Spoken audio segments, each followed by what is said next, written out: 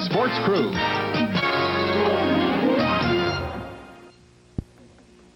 Hello again, everyone. I'm Brian Williams. Welcome to the CFL on CBC and a special Sunday night edition. Saskatchewan at Calgary. We'll take you out to McMahon Stadium in just a minute. But first of all, let's bring you up to date with the national news headlines from our studios here in Toronto. CBC News with Sheldon Turcotte. Good evening. Here are tonight's top news stories. Thank you, Sheldon. There was one game this afternoon. BC defeated Hamilton 19-11. Let's have a look at the Western Conference standings. BC now in a first-place tie with Winnipeg. Saskatchewan wants to win tonight to move out of last place. Calgary, of course, wants to keep pace with Edmonton. The disaster area in the east is Hamilton. The offense non-existent, inept today. Bernie Ruoff accounting for all 11 points. Tonight, Saskatchewan at Calgary, and from McMahon Stadium, let's bring in Don Whitman, Leo Cahill, and Ron Lancaster. Thanks, Brian. Well, there have been concerns that the Canadian-born quarterback has almost become extinct in the CFL. Tonight, here at McMahon Stadium, we're rather excited because Craig Vavra, the University of Calgary dinosaur star, is the starting quarterback for the Stampeders against Saskatchewan. And Leo Cahill, a lot of people seem to think this young man has a lot of potential. He certainly does. He's the first player to ever have his number retired at the University of Calgary, old number 17. He's a hometown boy. They've tried the other two quarterbacks. It just hasn't worked out, and I think this kid has deserved the right to start, Ron. You're right, Leo. He does deserve the chance. The Stampeders have been having some problems at quarterback, but the big thing tonight, you have two teams that have to win the football game. But for Craig Vavra, if he can get the Stampeders a win, it's going to be a big shot in the arm for the entire football operations here in Calgary. Well, Vavra is coming off a very strong performance in a backup capacity against the Montreal Concorde in his most recent outing. We talked with him prior to the game, and he is certainly full of confidence as he prepares to face Saskatchewan. We'll be back with the opening kickoff right after this. Obvious that the win could be a factor tonight At McMahon Stadium, as the Saskatchewan Roughriders kick off to the Calgary Stampeders. Ridgway with that following breeze, drilling it into the end zone to Jenkins. And Jenkins is out to the 12-yard line and met there by Ray Algard. So that's where the Calgary Stampeders will scrimmage first and 10. A 70-yard kickoff by Dave Ridgway. A run back of 18 yards by Melvin Jenkins. Craig Vavra, the starting quarterback for the Calgary Stampeders. And that should make a lot of the Calgary football fans happy because they have been clamoring for the young quarterback to get a starting assignment. Ron Lancaster had an opportunity to watch him perform in preseason and came away quite impressed. I'm sure Ron will have some comments as this game progresses as to the throwing skills of Craig Vavra. However, on the first play from scrimmage, he hands off straight up the middle to Walker, And he's stopped by Ken McEachran. There's also a penalty flag on the play. Vavra working with Walker and Petras in the backfield. Four import receivers: Rutherford, Scott, Levenseller, and Johnson. And an all-Canadian offensive line with Willie Thomas at center. The penalty against the Calgary Stampeders. Let's listen to referee Bud Ulrich. Procedure, Calgary number 51, first down repeated. Well, the procedure call against the Calgary Stampeders, Jeff Inglis, who plays that right offensive tackle spot. So it will be first and 15 now from the 8-yard line. Vavra's going to put it in the air. He has a strong throwing arm. He doesn't get a chance to unload as he is dropped for a loss by Billy Jackson. He could not find a receiver in the clear. The Saskatchewan Roughriders, who have improved defensively this year, send out Robertson Moore at the ends, Johns and Goltz at the tackle positions. There is some question as to the health of Goltz. McEachran, Lowe, and Jackson playing the linebacking spots, and Hinton and Irvin on the corners, McDermott and Johnson inside, and Suter is the safety.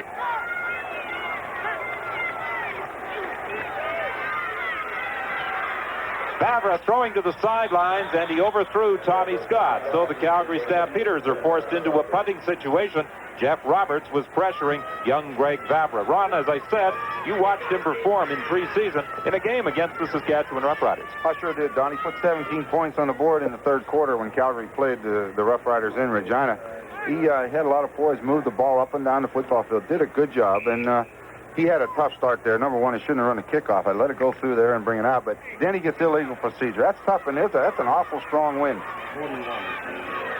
Mike McTagg stands back in the end zone for his first punt of the ball game, and he is going to be kicking into that strong wind, so Saskatchewan should get excellent field position. A short kick, and it's taken by Suter, and he is down at the 32-yard line. I think it should be pointed out here that Saskatchewan had their choice on the kickoff as to which end that they wanted to defend, and they defended the end with the wind at their backs, and that's why they got that nice deep kickoff down into the end zone area. Vavra had a tough indoctrination coming out here with the wind in his face for the first two plays, and now Saskatchewan has the ball in great field position on the 32-yard line. Nicky Hall, the starting quarterback. Joe Paupau is not dressed for this game. The backup is Homer Jordan. Penalty flag on the play, as a matter of fact, on both sides of the field. And it appeared as though Laurie Skolrud, number 68, was guilty of movement before the snap of the ball.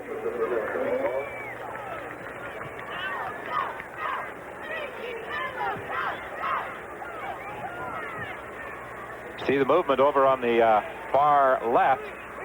68, first down repeater. And on their first series, a procedure call was assessed against Calgary. The Saskatchewan Roughriders are nailed for 5 yards for a procedure call on their first series. Back at the 37, it is 1st and 15 now. Nicky Hall looking deep down the sidelines, and he overthrew the intended receiver, Vic Wallace, who originally came to the CFL with the Calgary Stampeders, was then dealt to the Toronto Argonauts and claimed by the Saskatchewan Roughriders from the Toronto Argonauts. Defensively, the Calgary Stampeders line up this way. Moore playing at that tackle position in place of the injured Steve Wilburn, but they welcome James West to the middle linebacking position. He's been out for the past 3 games, and that's the secondary. 2nd and 15 now from the 37.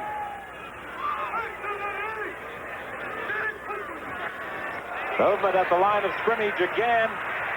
Penalty flags are down, and Hall was simply throwing that one away. He put it into the first row. Ronnie, it appeared as though, sorry, Leo, that Walter Ballard may have jumped offside. Yeah, I was going to say, Don, and tell Ronnie that it looks like the inactivity of Nicky Hall and not having been in there and playing a lot, his signal cadence might be a little off because the offensive linemen have jumped on 2 occasions. Yeah, the whole offensive line jumped before the ball was snapped. There was no doubt about it. Procedure, Saskatchewan number 1, declined, 3rd down. Nicky Hall was pulling out from the center, and he didn't have the ball. So you know when that happens, as Leo said, he is a little rusty. He wasn't even on the roster last week. And they come in, and you're working a lot of quarterbacks, and you're going to have these problems. Well, Ronnie, we talked about this. You know, he hasn't been in the ball game very much throughout the year. He's got a couple of running backs there that can run. He had good field position. You'd think he'd take some pressure off himself with that good field position, try to run a little bit first. Dave Ridgway with the field goal attempt. It is good. And, of course, Ridgway a couple of weeks ago had that record-setting performance against the Ottawa Roughriders where he kicked 8 field goals. So with 12:15 remaining in this opening quarter, Saskatchewan leads Calgary 3-0. Well, in case you missed it this afternoon, 19-11 was the score. The British Columbia Lions over the Hamilton Tiger Cats as the Leos move into a tie for first place in the West with the Winnipeg Blue Bombers, each team with a record of 6-1. And it looks very much as though the number 1 spot in the West will be decided in that rematch, Winnipeg and British Columbia in the Dome at Vancouver in October. Every week brings it just a little bit closer, doesn't it? 1st and 10 from the 35. Better field position for Greg Vavra to work from now. Levin Seller and Scott both go in motion. Penalty flags on the play. The handoff straight ahead to Lewis Walker. And this one is going to be brought back. Yeah. Looked like Dave Kersinger.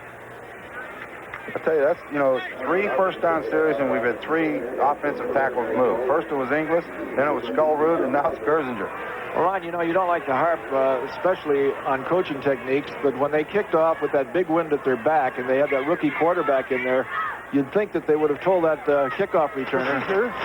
Calgary number 69, first down repeater. You'd think they would have told that kickoff returner that if it goes on the end zone in a fly, make sure you take the point so that you give this young quarterback a chance for field position. Instead of that, they gave him the ball on about the 8 or 10-yard line. Sideline pattern, Levin Seller. He is out to the 38-yard line, so it will be 2nd and 7. Calgary dropped to a zone that time, and Terry Irvin was really beating up on Nate Johnson over there, and it allowed Levenseller to get into that little bit of a hole, and Vavra found him. That's a pretty good throw. What was good about it, too, Don, is he didn't try to get the 15 yards back at once. Just half of it. You still got a second down to get 7 yards. The ball between the 38 and the 39-yard stripes. Second down, Calgary. Second and just a little less than 7 yards. Draw play with Walker. Walker out to the 43-yard line, but he stopped there by Billy Jackson. So again, the Calgary Stampeders are forced to send in the punting unit.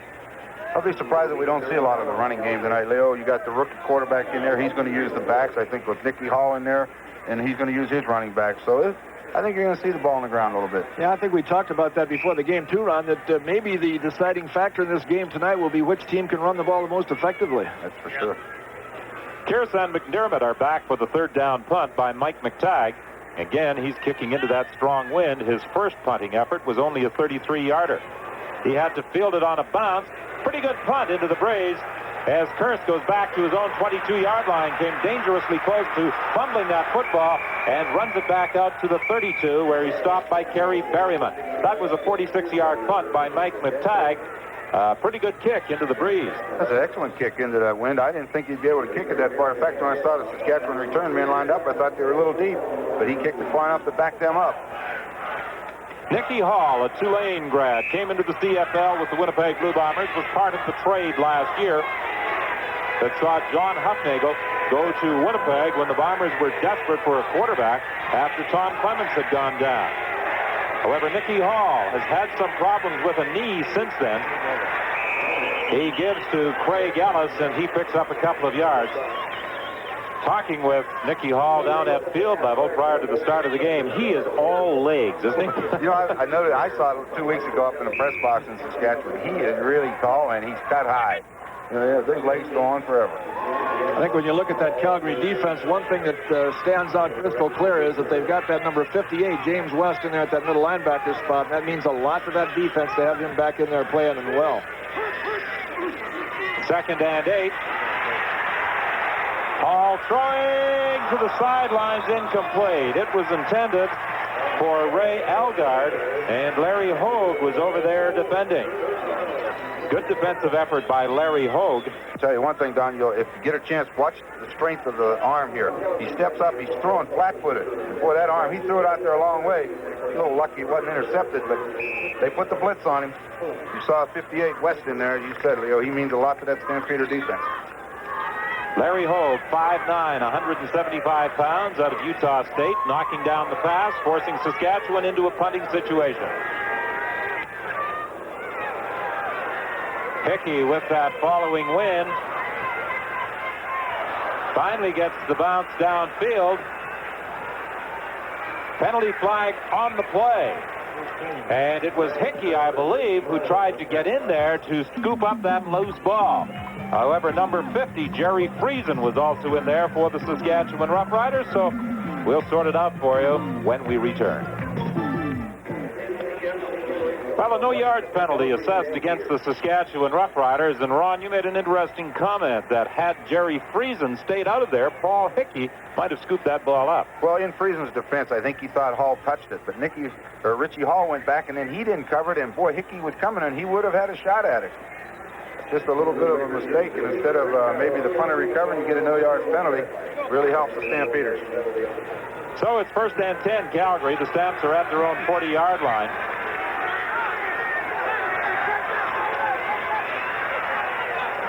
Pass complete to Levenseller. And Vavra showed me something on that throw. He's got a strong arm. Boy, he really does, doesn't he, Leo? Not only that, but he's showing a little poise, too. He started in the shadow of his goal line on that first sequence. Then the second sequence, he was out about on the 30-yard line, completed a pass. But now he's coming out of the huddle, showing a lot of poise. Look at the snap on that arm, and he gets it right on the numbers there, and it's a good gain. Second and 3 for the Stampeders. They send those spot backs in motion.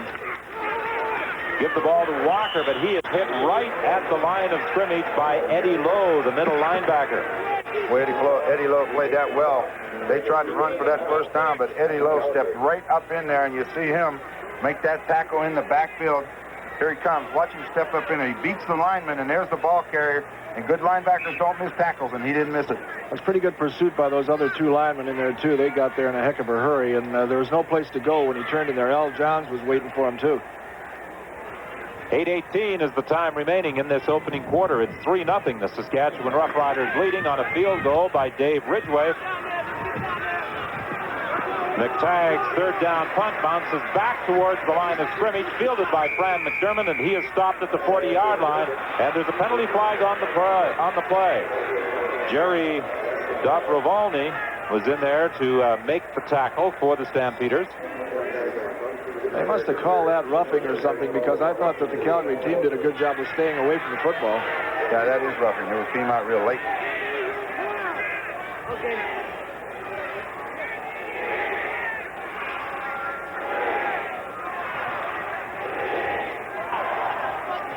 Major foul, spearing, number Calgary 58.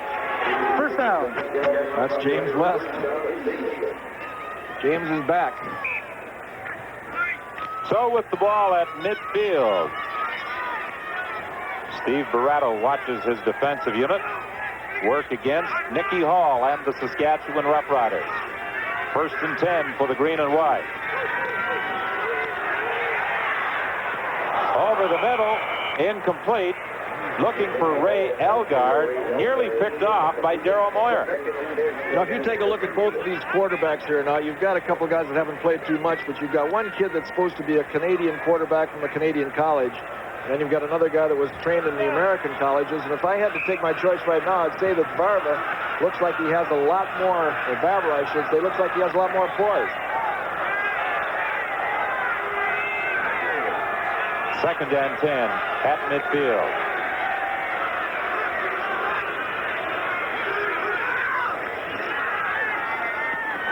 Pass intended for Elgard. Penalty flag on the play.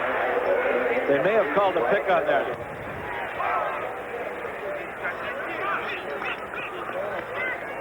I believe it is going against Saskatchewan.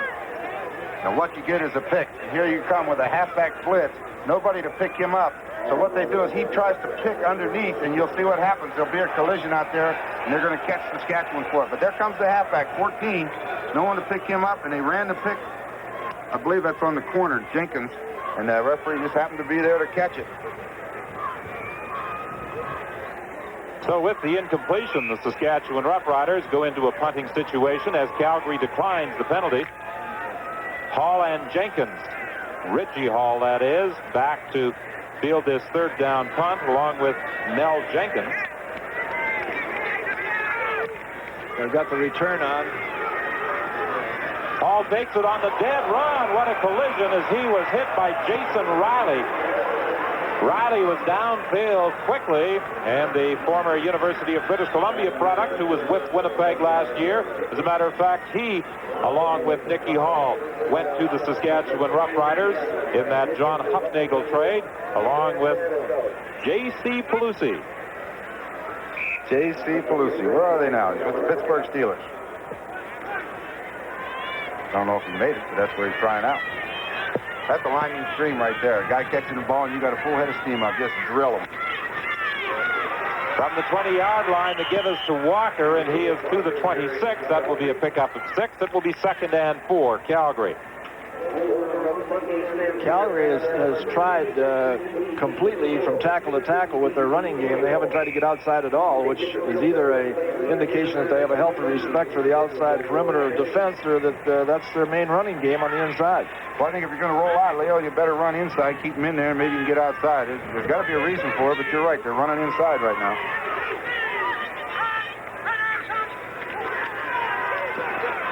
Pass complete to Walker. Walker breaks one tackle and is out to the 42-yard line. And again, that Bavra, in throwing to the sidelines, puts a lot of zip on that ball. You know what was interesting there? It was a well-thrown football. Watch him. He rolls to his left. He lets it go.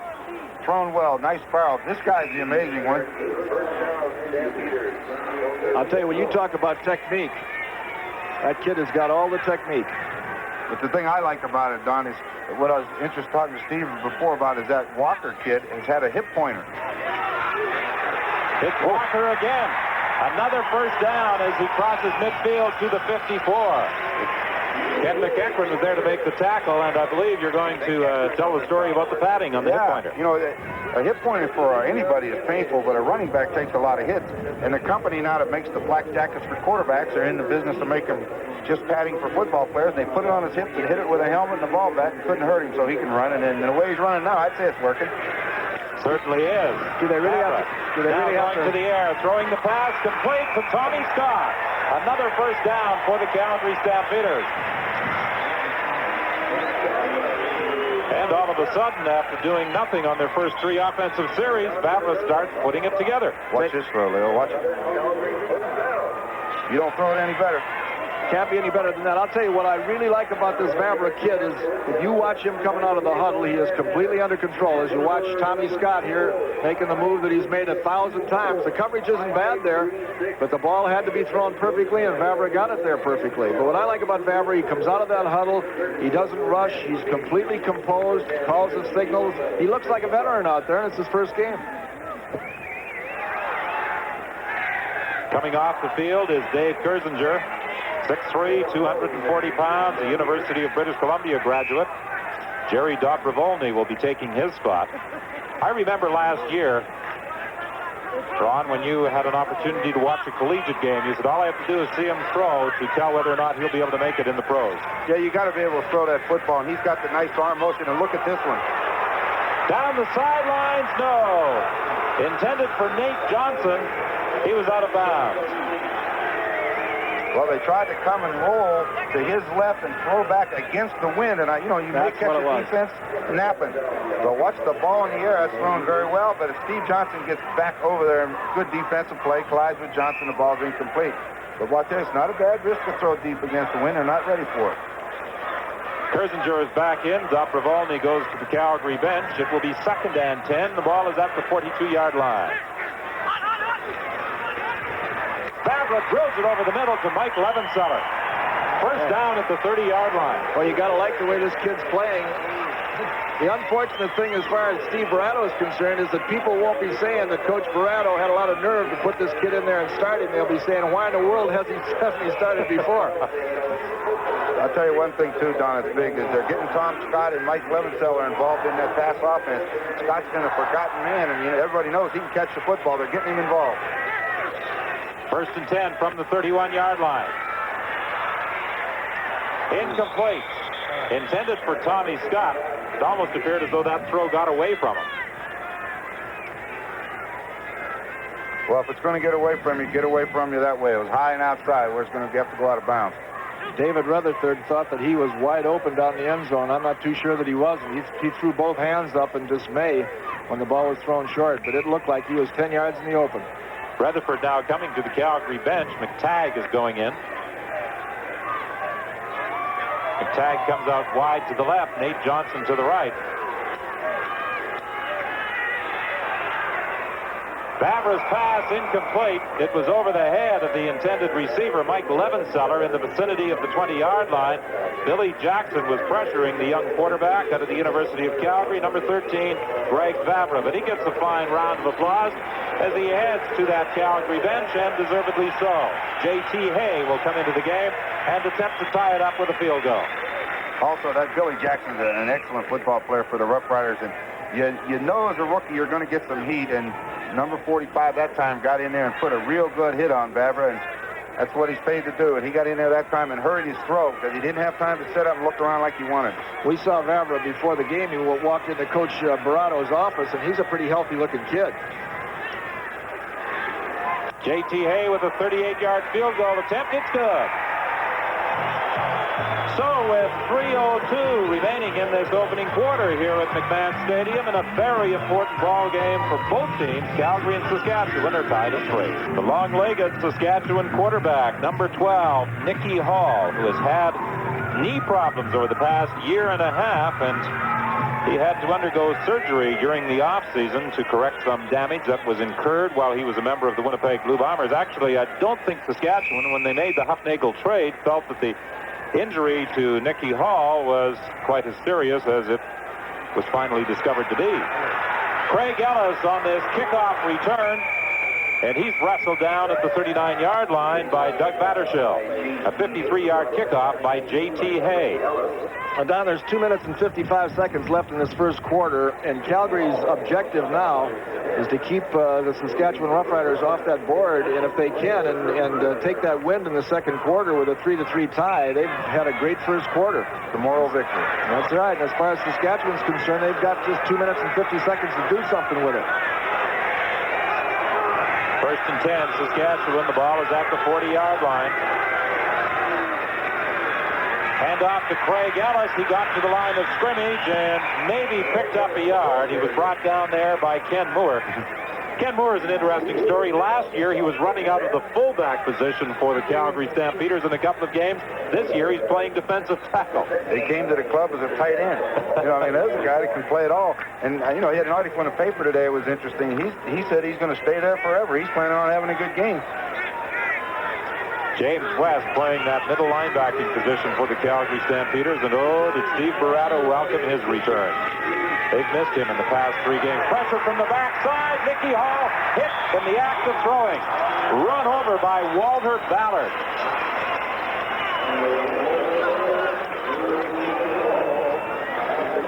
Ballard came free from the backside. Well, also coming from the front side with a halfback blitz.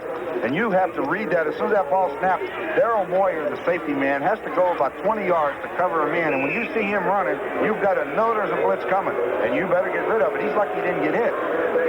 Forced a bad throw, but at least he didn't get hit hard. 1:50 is the time remaining in this opening quarter. The score is tied at 3. Jenkins and Hall are back for the third down kick by Paul Hickey. Jenkins takes it at the 23-yard line. And Ray Elgard wrestles him down at the 27. One indicator of a good football team is the way they cover kicks. And, so far Saskatchewan has been very, very effective on their kick coverage. Well, as the Calgary offense moves out onto the field for a first down play at the 29-yard line, we remind you that next Saturday on Sports Weekend, you'll see the Canadian Canoeing Championship live from Dartmouth, Nova Scotia, the Budapest Grand Prix of Track and Field, and the Canadian Derby from Edmonton. On Sunday, it's the Dutch Grand Prix from Zandvoort, Holland. There's their first test to the outside, and it looks like they almost broke it, Don. Walker brought down by Ken McEachran, a saving tackle. And Walker has been running well through this first quarter. Okay, watch this. You'll see a man, you can't see him, but their slot back came across in motion. Ken McEachran, number 30, the linebacker, followed him all the way across. That makes him one short on that backside, and sure enough, they pulled the guards, and Walker got around there. That's a well-executed play. 14 yards for Walker. He now has 40 for the game. He's averaging 8 yards per carry. Favre's pass intended for Levenseller. Levenseller protested that he was interfered with by the middle linebacker, Eddie Lowe, but the officials did not read it that way. It will be 2nd and 10. The ball is at the 43-yard line. Coach Steve Barato was telling us that he would help Favre in his play selection and help him with some of the preset reads. Well, yeah, you got to do that through the films, and you got to sit down and study, and I know they've done that. You have to do that. 2nd and 10. Favre's pass complete to Tommy Scott. That will be very close to a first down. That was very close to a ground ball, too. Well, one thing for sure. A guy like Tommy Scott, you'll see Favre get outside. He's getting some pressure inside. He can't throw the out to the wide receiver, but you see 22, he just stops and goes back, and that's a very hard ball to throw, but he did find the open area, and if you can get Favre to find Scott and give him time, Tommy Scott will find the open area. Watch him work back inside. It just doesn't seem right, though, to see Tommy Scott wearing red after so many years in the green and gold of the Edmonton Eskimos. Ooh, boy, that was a saving tackle right there. Lewis Walker tripped up by Steve Johnson. And that is the final play of the opening quarter. The Calgary Stampeders and the Saskatchewan Roughriders deadlocked at 3 on field goals by Ridgway and Hay. We'll be back after this.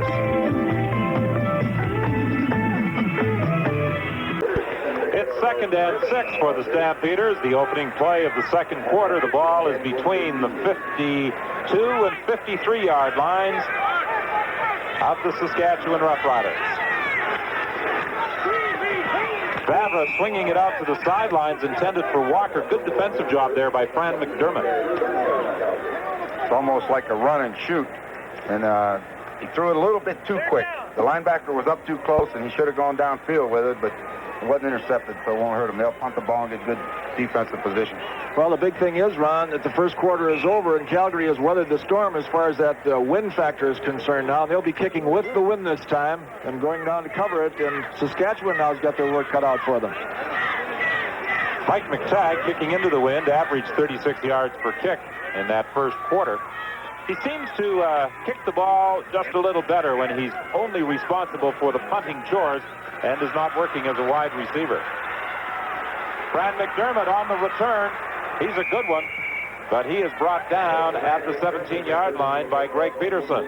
That was a 42-yard kick by Mike McTagg. Nicky Hall, the starting quarterback, has yet to complete a pass. Homer Jordan, the backup. Joe Paupow, injured. He has a shoulder problem, and he expects to be out about another week.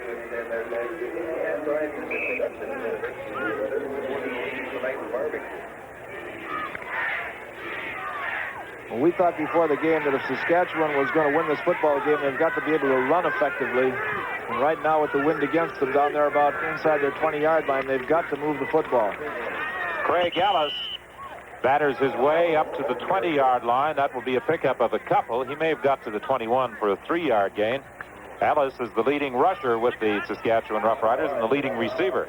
That Calgary defense certainly does not take a back seat to any team in the league, particularly when James West is in there. Well, their defense has been strong for them all year, and they're getting a tremendous amount of pressure up front from them front four guys. They haven't had to blitz much, but West is an excellent blitzer. You know, it's funny when you look at some teams over the years. I can never remember Calgary ever having a bad defense from the days of Wayne Harris right down to the present time. Nicky Hall's pass is picked up.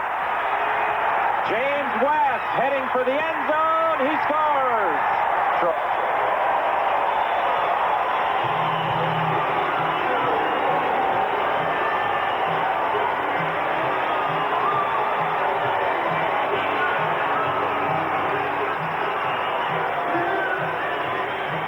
Right over the middle, James West picks it. He's looking for Krista France, and James West doesn't have anything to do with stand there and intercept the football. That's a good catch. Ron, there's another mark of a good football team. Did you see that defense rally? Did you see the defense rally and set up those blocks? Troutman got a block. Several of them got blocks. There he is, Leo. James West. He's got a man-to-man coverage. His man's blocking, so he just stands there. Watch that athletic ability. You're right, Leo. Going from defense to offense in a hurry, and they pick up the blocks and walks in. The point after by J.T. Hay. And early in this second quarter, the Calgary Stampeders take the lead for the first time. 13:26 is the time remaining. They lead at 10-3, and we'll be back with the Calgary kickoff after this. Well, James West with that 25-yard interception return, and is he pleased with his performance? Oh, he's the happiest guy on the football field. Look at that athletic ability there, Ron, and watch the rally here. What you're talking about, Leo, that is tough to do. Stand that close to a quarterback and reach up and grab a football. Sure is. That shows some ability. And what a way to come back after being injured. Craig Ellis on the kickoff return. Better tackle him because he can run. Oh, good move to get away from J.T. Hay. He put a shift on J.T. Hay that left the Calgary kicker grasping for air, but Richie Hall ran down Craig Ellis. That was a 64-yard kickoff and a 51-yard return. Well, Craig Ellis is an excellent running back, Leo. Well, you know what that is? That's a good example of a team coming right back when they have to. They needed that very badly, and that's a good sign when that Regina team can come back like that. Especially out to midfield. That's a great place to start. Craig Ellis has played with 4 Western Conference teams. Winnipeg, Edmonton, Calgary last year, and then Saskatchewan this year. Homer Jordan now in at quarterback for the Saskatchewan Roughriders, and that will be a pickup of a 5 with Craig Ellis carrying the ball. Are you surprised, Ron, that very quickly Coach Ruben Berry has decided to make the quarterbacking change? Yeah, a little bit. I didn't think either team did that much offensively the first quarter, and, you know, give the guy a chance to get the feel for it and let him go. But let's face it, he didn't complete a pass, and he threw an interception. So I guess the coach wants him out there, and Homer needs to play anyway. Homer Jordan, the Clemson product, signed as a free agent, completes the pass for a first down, Saskatchewan. He hit Vic Wallace at the 40-yard line. I think there's one more consideration here, too, and that's that Nicky Hall wasn't being effective passing, and we're going to see this play right now. Okay, we're going to get a play action here, and they'll pull the guard. This gets the quarterback outside. The wide receiver just goes down and turns to the inside, and Homer Jordan will find him. Watch the guard. There he goes. Number 58. That's Vic Stevenson. Gets outside. He's his personal protector. Watch the curl route. There it is. Good throw, good catch, and it's coming back. It all goes for naught. A holding call against Saskatchewan wipes out the game. Well, that's hard to take, but the point I was going to make, Don, is that Nicky Hall wasn't being very effective throwing the football, but when you have Homer Jordan in there, he just showed that he can throw the ball a little bit, but he can do something else. He's got that extra dimension. He can run with the football and threaten that line of scrimmage.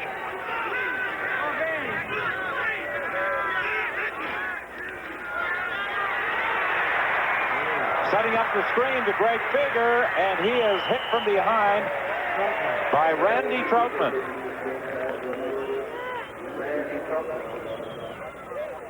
Okay, well, if you want to see what's wrong with the screen, he has to give up so much ground. Look at the linemen. They all disappeared. He's too far away from those linemen and allowed somebody to come in from behind. But they were downfield throwing, and if he can get to them, well, the offensive line have got to stop that defensive penetration a little bit. They just can't let them in free like that because there's no cohesion to the screen if they let them in free like that. It forces the quarterback into a quick throw.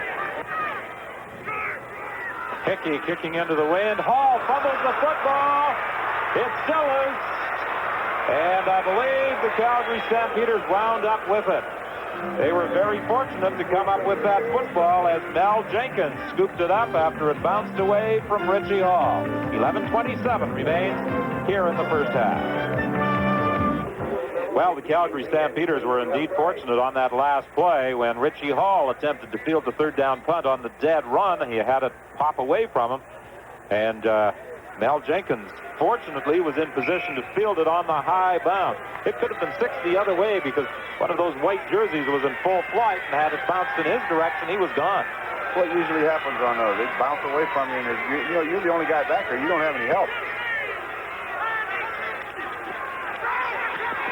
Walker had no help. He's dropped for a loss of a couple of yards. He was met head-on by Ken McEachran, and number 71, Jeff Roberts, was also there.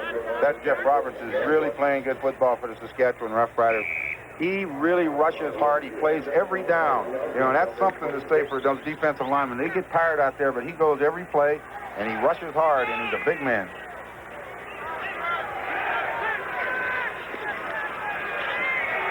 On second down, Walker again, breaking a few tackles, but not enough to get a first down. He attracted the crowd, led by Steve Johnson at the 33-yard line, and the Calgary Stampeders are forced into a punting situation again.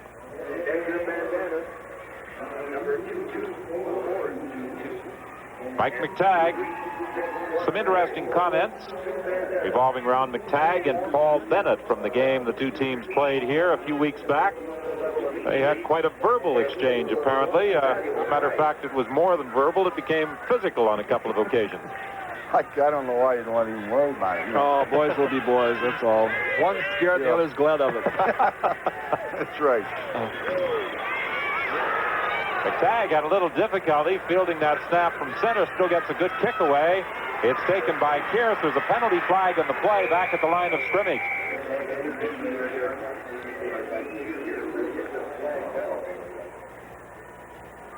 Bud Ulrich consulting with his umpire, Bill Wright. The holding call against the Saskatchewan Roughriders. So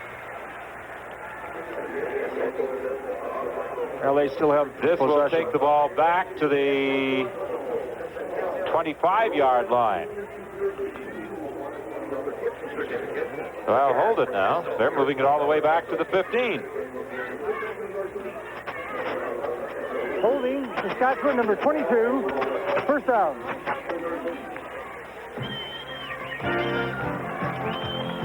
Well, on Tuesday, baseball action comes your way on CBC television. The Montreal Expos take on the Los Angeles Dodgers. You'll see them on CBC television. Don, you can't make those mistakes when you're going against the wind. You got to do everything you can. Oh, that was almost picked off by Mel Jenkins. Boy, he timed that just about perfectly, and that's the danger of throwing out in that flat with the long pass, especially when there's a wind factor like that. It can hold it up a little bit, and that defensive back can come under it, and it's all over.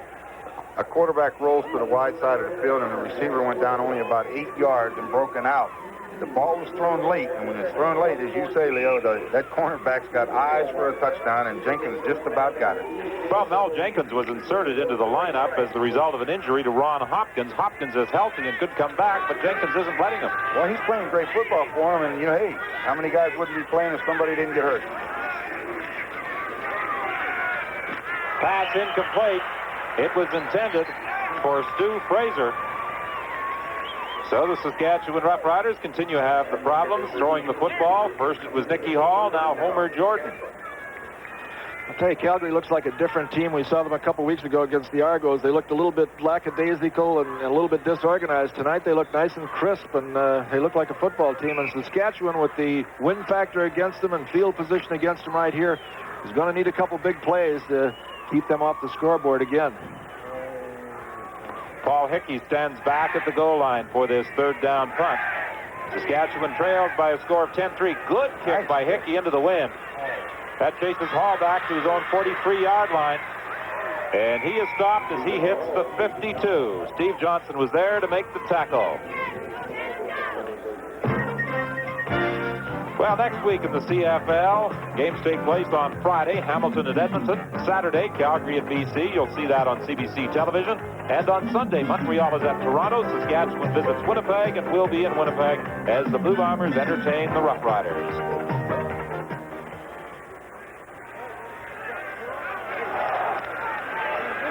Favre on first down hits Tommy Scott to the 50 of the Saskatchewan Roughriders. That will be a pickup of about 8 yards.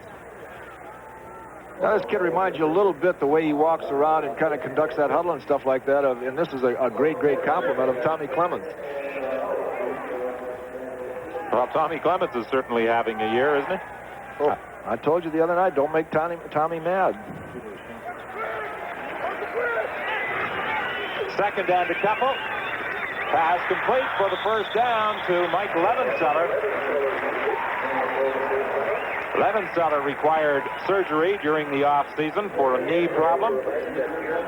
And early in the year, he did not get an opportunity to play for the Stampeders, but they are certainly happy to have him back. Well, it's just a little ball control offense. Just throw that ball quick, get it in the hands of a good receiver, and hope he can make yards with it. Boy, in a year when our Olympic people did so well in those Olympics over there, if you get a Canadian quarterback playing as well as this kid is playing, he could be a hero too.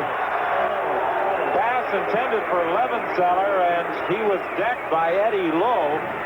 The fans reacted, thinking there should have been an interference call. Well, I think it was a good call. The ball was low and behind him. He couldn't catch it. Hey, you go across that middle, that's linebacker territory, and they're going to let you know that you don't come into their area.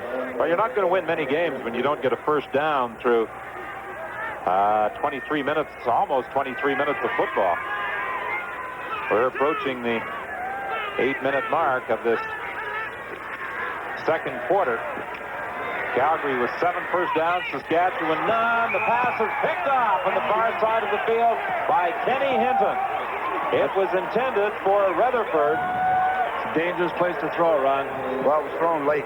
Watch how long it takes him to throw the football. Now, he gets the ball. He's outside. The receiver went a good 15 yards downfield, and he's holding it and holding it. That's too long. They'll throw it out to that sideline. Hey, Hinton's a veteran. You think he doesn't know what he's doing on the corner? That's good defense. And what Hinton does is he baits him. He baits him a little bit. He stays off of him until the ball's... Watch him close now. And that's what a great defensive back can do. He can look like he's beat, but he knows that when that ball is thrown 40 yards or 35 yards, that he can recover 6 or 7 yards. And he got there. Well, Hinton was part of the trade, along with Tim Kurtz, from the BC Lions for a draft choice. Craig Ellis tripped up at the 40-yard line. And the Saskatchewan Roughriders, trailing by just 7, have yet to pick up a first down in this ballgame. One was wiped out by a penalty. Well, Don, both these teams have struggled offensively. If you check the points scored, they're the lowest 2 in the league. And they've been trying to live with defense. So the first team that gets things going here offensively should be in a position to win it. Well, they got a break. Both teams did, Saskatchewan and Calgary, last night when the Montreal Concord knocked off the Edmonton Eskimos 44-24. Well, the Saskatchewan Roughriders still don't have a first down as Chris DeFrance makes the catch in front of Richie Hall, but there's a penalty flag on the play. Holding. You can see Waz Nazinski signaling the sideline, holding. Waz is going to be an official when he gets out of playing.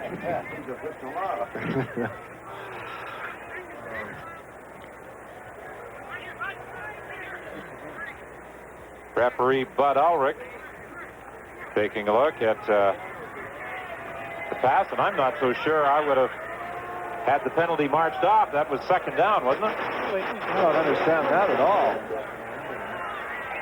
Well, they give the Saskatchewan Roughriders a chance to get out of it. It would have been third and about 5 yards. I was wondering what the yardage would have been. I wasn't paying any attention. I was watching the receiver, but they had 5 yards? Yeah, it's at least 4 or 5 yards. Yeah, I think you decline that.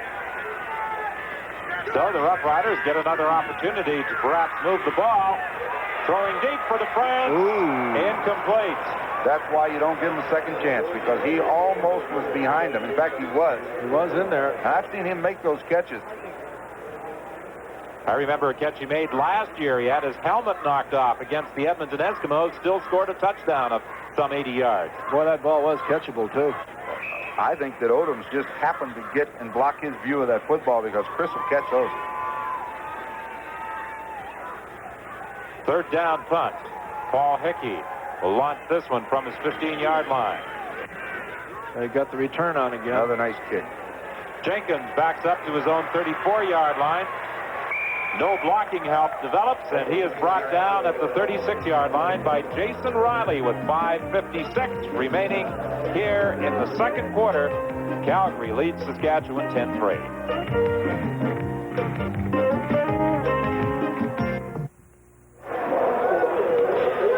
Saskatchewan Roughriders haven't done a bad job defensively, but again, they are having problems that have plagued them throughout this 1984 season. They can't get the offense in gear.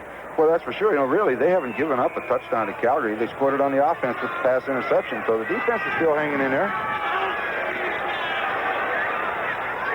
Pass complete. Levensteller with a pickup of about 4, maybe 5 yards. Boy, that was dangerously close, but he got it in there where he had to get it. Levensteller made a good catch on the thing. And to add to that, that you're talking about Saskatchewan, we've talked about it before. A mark of a pretty good football team is the way that your kicking game goes, and their coverage has been excellent all night. So they've got a lot of the components that are necessary to be a good football team, but their offense is just completely and totally unproductive. Favre's favorite target has been Levensteller. 5 of the passes have gone in his direction. Ooh, Walker did a juggling act and came very close to turning it into a first down. Steve Johnson was the man who took the Calgary running back out of bounds. Well, that's a good effort by Walker, because that Johnson can hit. He put a good hit on Walker, and Walker just bounced. He tips his pass here. He's already looking to the outside.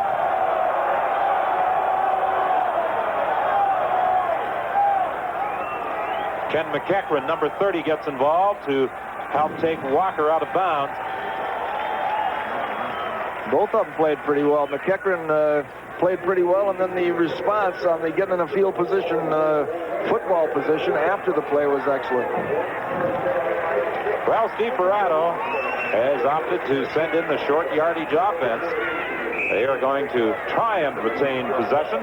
Next week, Barato goes against his former team, the British Columbia Lions, and you'll see that one Saturday night on CBC television.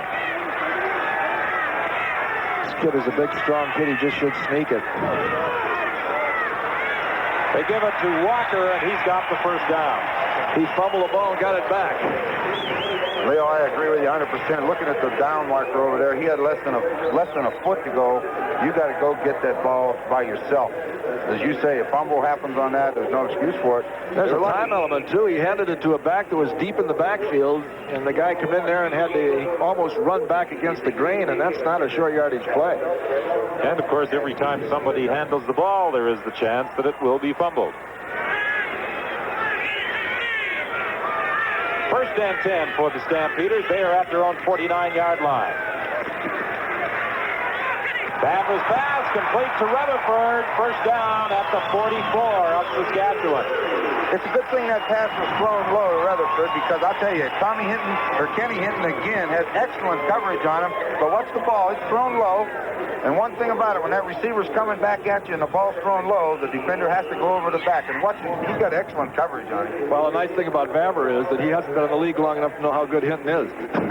He's throwing that ball over there in danger, but getting it in there. That's all that matters if they get it. Rutherford made his debut against the Montreal Concord. This is only his second game. That pass attempt incomplete as Jeff Roberts was pressuring quarterback Greg Vavra. He put a real good hit on him. That's why the ball went into the ground. There are a few Tulane boys in this league, aren't there? Roberts out of Tulane and Nicky Hall from that school. So is Frank Robinson over in Winnipeg. There's a few of them floating around. The Green Wave have had some pretty good football teams the last couple of years. Second and 10. This is where you got to hit them. 3:27 is the time left in this first half.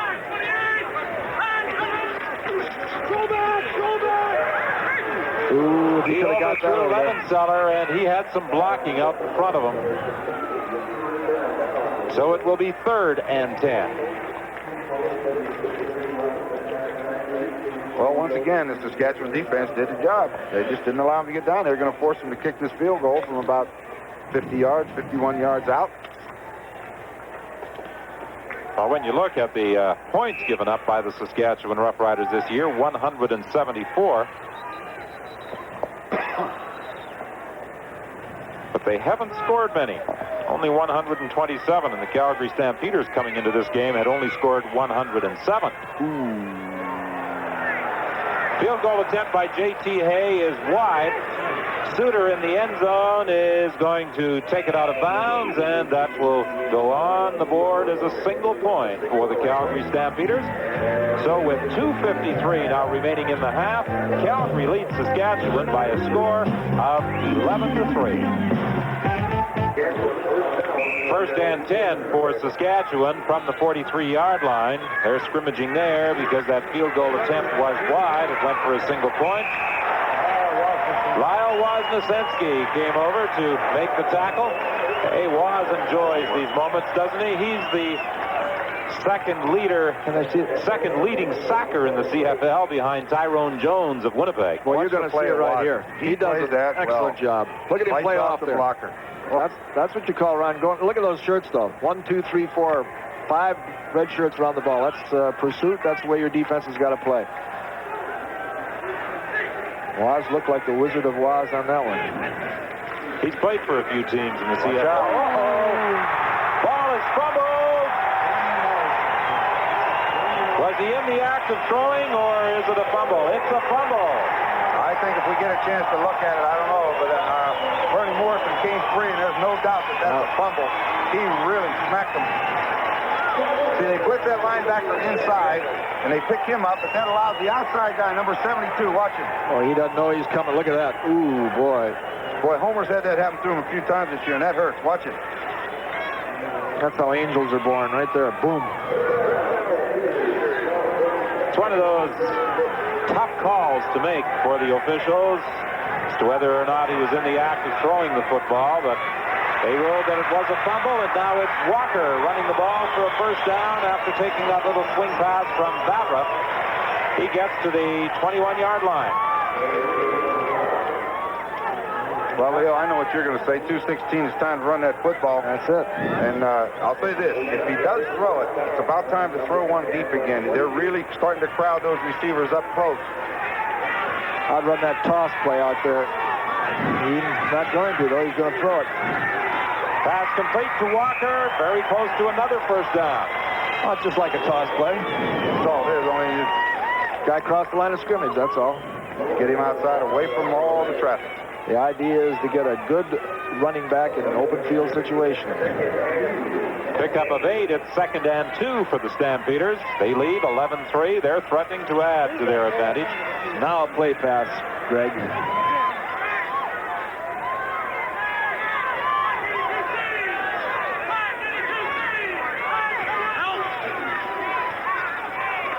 Pass is complete. Touchdown, Levenseller.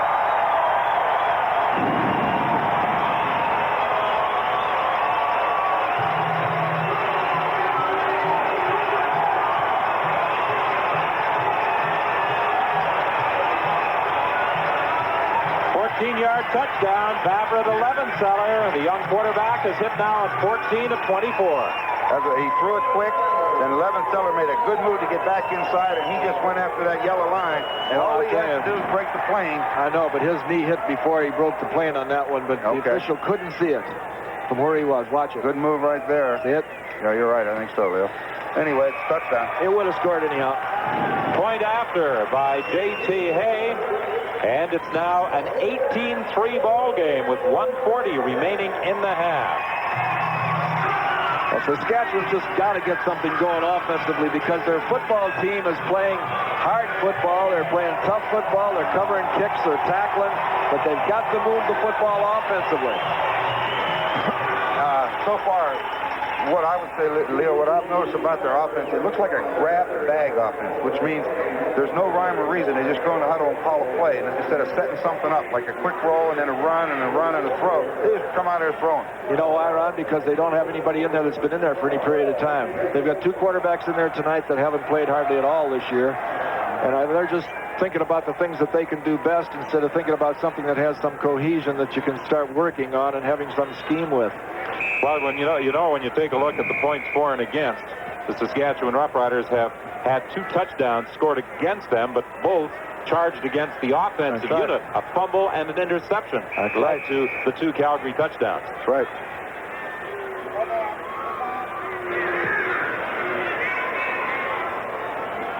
Craig Ellis starts out from the 2-yard line. He had an excellent return the last time. He is dangerous. Another good one. He is dangerous. He's gone. He is gone. I would bet that he's going to pick it up. Daryl Moyer, the only man back there, and Daryl Moyer did a good job of fighting off those blockers, enabling others to catch up with Craig Ellis, but he got all the way down to the 14-yard line. There's nothing wrong with the heart of this Saskatchewan football team. They've come back time after time, as you see Craig Ellis here, but there's some people in there that are helping them out and rallying and picking up blocks. You see them there scrambling and getting in front of him right here, and I thought he was going to go all the way. But he does an exceptional job. But the thing I'm trying to point out here is that they've been down. They've had bad things happen to them. But on numerous occasions now, they've come back and they've made big plays, which means that they've still got a lot of spirit with that football team. They got Nicky Hall back in there now, quarterback. If they can get in right now, they're in good shape. 92 yards on the kickoff return. Pass incomplete. It was intended for Tim Pierce. It will be 2nd and 10 from the 15-yard line. That was just a poorly thrown ball because the receiver was open, made his move, and had the leverage to get in there and make a big play. Yeah, either it's a poorly thrown ball or a bad route. Somebody playing the ball was behind him. It wasn't anywhere close.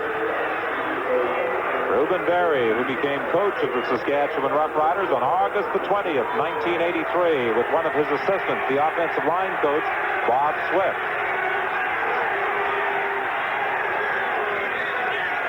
2nd and 10.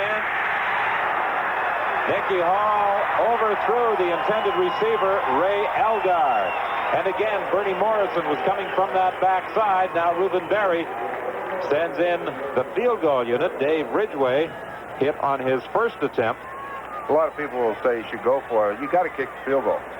They haven't made a first down yet, so, get that 3 points. They got to get the points when they can get them. You're absolutely right. Sure. They make the field goal, they're down 12. If they don't, they're still down 2 converted touchdowns plus 1. I'll tell you, if Bernie Morrison keeps making the plays that he's making defensively, he's going to have to deserve some consideration for the defensive Carling player of the game. Field goal attempt by Ridgway. It's wide. It sails through the end zone for a single point. So with 1:09 remaining in this first half, it's now 18-4, Calgary in front. And a reminder, at halftime, we will have the national news with Sheldon Turcotte, and Brian Williams will have highlights on CFL action this weekend. Stampeders from the 35-yard line. 1:09. He still has a chance to get down there for a field goal because with this win, he only has to get out around midfield. The one thing he's got to be afraid of, though, and that's that he doesn't get too impatient and throw that ball out there and get it intercepted. Oh, yeah. The pitch to Lewis Walker. He cuts it back inside, but Jackson was there to ride him down, limiting the advance to just a couple of yards. So it will be 2nd and 8 for Calgary with now 1:03 remaining in the half. Well, if Steve Barato has a big play, this might be the time to do it. Got an injury on the field, so we'll have a little time. At least gives Barato a chance to think about what he wants to do.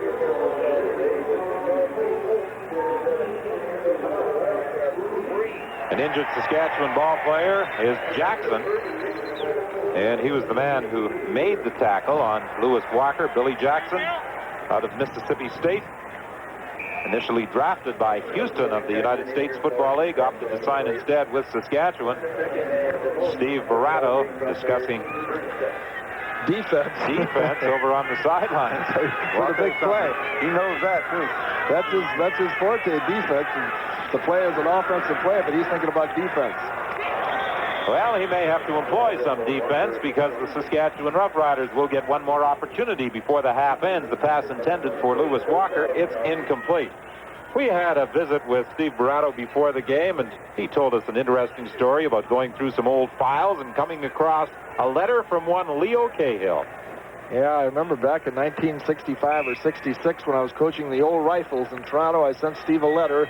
He was a college player, and sent him a letter and invited him to play, and he said that his wife had some old stuff that she was going through and told him to throw it out, and he looked and he found that letter, and I said, just think, if you would have come and played with us, you could have been a teammate of Tom Wilkinson. Had probably been traded, too.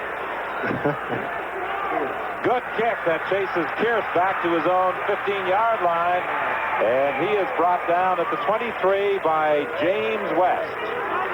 Ashenko is also down on the tackle for the Calgary Stampeders. He's number 33. Well, the ball on the 23, Leo. Let's run it, kill this clock, and go in and regroup. Yeah, especially when you haven't made very many first downs. They made a first down yet? Well, Nicky Hall hasn't completed a pass. I know that. He's put it in the air 8 times. Better be careful. That Calgary defense is hot. Don't throw it. Sideline pattern, and Wallace is down at the 31-yard line, very close to a first down, and that's the first completion for Nicky Hall. Well, if you're going to throw one out there right out toward the sidelines, you better be as open as Wallace was that time, because if you throw it out there with 25 seconds left, a lot of things can happen, and most of them are bad.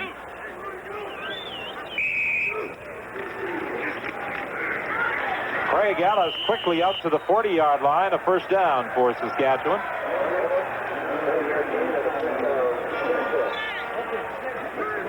And a hurry-up offense.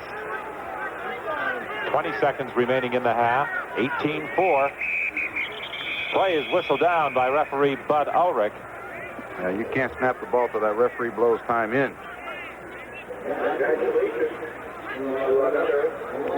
Ulrich saying now to Saskatchewan, boys, wait until I blow that whistle. Saskatchewan saying, Ulrich, what's the matter? Can't you take a joke?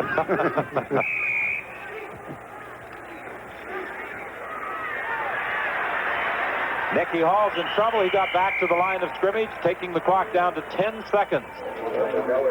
That run by Craig Ellis that provided Saskatchewan with a first down. The initial first down of the ball game for the green and white. It's hard to believe that they could go almost 30 minutes without a first down. Well, they say football's a game of first down. I told you about throwing it out there in that flat. Odom's almost picked it up, but he been able to hang on. He had 6. Well, as I started to say, football's a game of first downs. Touchdowns will take care of themselves, but if you only have one, you can tell why you're down. There's no doubt about it. Well, I'll tell you what, Leo, you were right, because I'll tell you, Odoms would have walked home. Boy, he's going to kick his fanny forever for dropping that one. You don't get that many opportunities to get that wide open. Nicky Hall has really had his problems tonight. Bob Swift's down on the sidelines there. Has got it played for me when I was with the Argos. I made a a guard out of him after he'd been a fullback out with the BC Lions, and then made a center out of him. And he played for about 10 years and played very well. I guess he didn't have anything to do with it. Well, let me say this, that he played his best football after I traded him to Winnipeg. Well, that's the final play of the first half, and the Calgary Stampeders go to the dressing room with an 18-4 lead. Now let's go to CFL. Accepting Nicky Hall, who was looking at the time for Chris DeFrance. With the convert, Stampeders led the Roughriders 10-3. I'll tell you, Greg Vavra, the Canadian rookie from Calgary, has been impressive late in the second quarter. Vavra, a 14-yarder to Levenseller. Vavra, very, very impressive in the first half. Elsewhere, Lee Trevino has won the PGA. Well, the Calgary Stampeders have totally dominated the first 30 minutes of this rare Sunday night game at McMahon Stadium, and it's 18-4 as they prepare to kick off to start the second half. And during the halftime festivities, 2 Calgary ladies were honored for their contribution to the Canadian Olympic team, the most successful Olympics ever in terms of medals for Canada. And those are the 2 mascots for the 1988 Winter Games that will be held right here in Calgary. As a matter of fact, the opening ceremonies will take place at McMahon Stadium, the north end of the stadium being expanded. New seats are being added there, and capacity will be increased to about 50,000. Starting the second half, Mel Jenkins on the kickoff return spins his way out to the 27-yard line. Jeff Roberts was the first to make contact with him. Well, the statistics should reveal a rather interesting story during the first 30 minutes. Look at that. Just 29 yards in net offense for the Saskatchewan Roughriders. Just 1 first down, only 2 pass completions in 14 attempts. Greg Vavra hit on 14 of 25 for 193 yards. And yet, the Saskatchewan Roughriders would really be in this ball game had it not been for 2 turnovers by the offense. An interception that went for a touchdown and a fumble that led indirectly to a touchdown. Calgary has chosen to go against the wind this third quarter so that they'll get the wind in their back in the fourth quarter, which is a pretty good move for them because they've got a good lead right now. Well, the main thing, too, is Saskatchewan hasn't shown them they can move the football. So let them have it now, and at least going home, you have the wind at your back. That's all you can ask.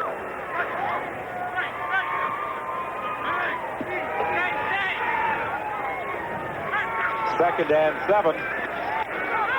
Vavra's pass intended for Walker, and it's incomplete. He was being covered by Billy Jackson. Jackson did a good job of coming out from his linebacking position to cover Lewis Walker. Jackson can move. He can run for a linebacker. He got out there well. And I think Greg Vavra, that's the only pattern that he's thrown now in about his last 8 attempts. He's going to have to come off of it because he's getting it very, very close to being intercepted. Right there, Jackson picks that off. He's home free. And I think that Vavra ought to just rotate a little bit his options on the passing game and get to that straight drop-back pass and try to hit somebody in the middle on the curls and things like that, too. Third down punt by Mike McTagg. Fielded by Tim Kearse. Looking for an opening. It doesn't develop. And he is down by Berryman at the 39-yard line. Peter Ashenko is also downfield for the Stampeders. Diesel, Kerry Berryman. Drives those 18-wheelers, Leo. What do they call him again? Diesel. Diesel. Steve Morado put that nickname on it, I think. Well, Nicky Hall starts off in this second half as the Saskatchewan quarterback. He relinquished the chore to Homer Jordan partway through the second quarter. Flipping it over the middle. Craig Ellis trying to get that first down. He stopped about 1.5 yards short by James West. Walter Ballard was in that Saskatchewan backfield again, putting pressure on Nicky Hall. Craig Ellis has been about all the offense the Saskatchewan Roughriders have had tonight, and it's been on kickoff returns. Yeah, and I'll tell you, he plays every down. In all the games I've seen, he's done a good job for him, and he's excellent on the kick return. Well, we saw that tonight. Enough said. Second and 2 from the 46. Well, Craig Ellis will be close to a first down. Boy, he earned it if he got it because there was a lot of penetration there. They should have had him about 3 yards beyond the line of scrimmage, but he struggled, and I think he's going to be close enough. If they haven't got it, they'll go for it. Oh, they got it. And that's only the second first down of the game, and it took only 2.5 minutes to get the first down of the second half, as opposed to over 29 minutes in the first half. Craig Ellis still trying to get that shoe back on, as the Roughriders are trying to get this play underway. Too long for the Saskatchewan Roughriders.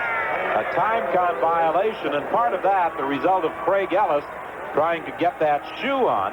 He had his shoe come off on the previous play.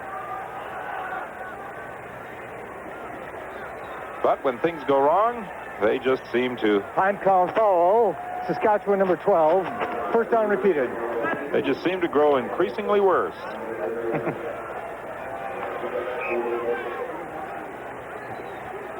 So now it's first and 15. The ball is back at the 44-yard line.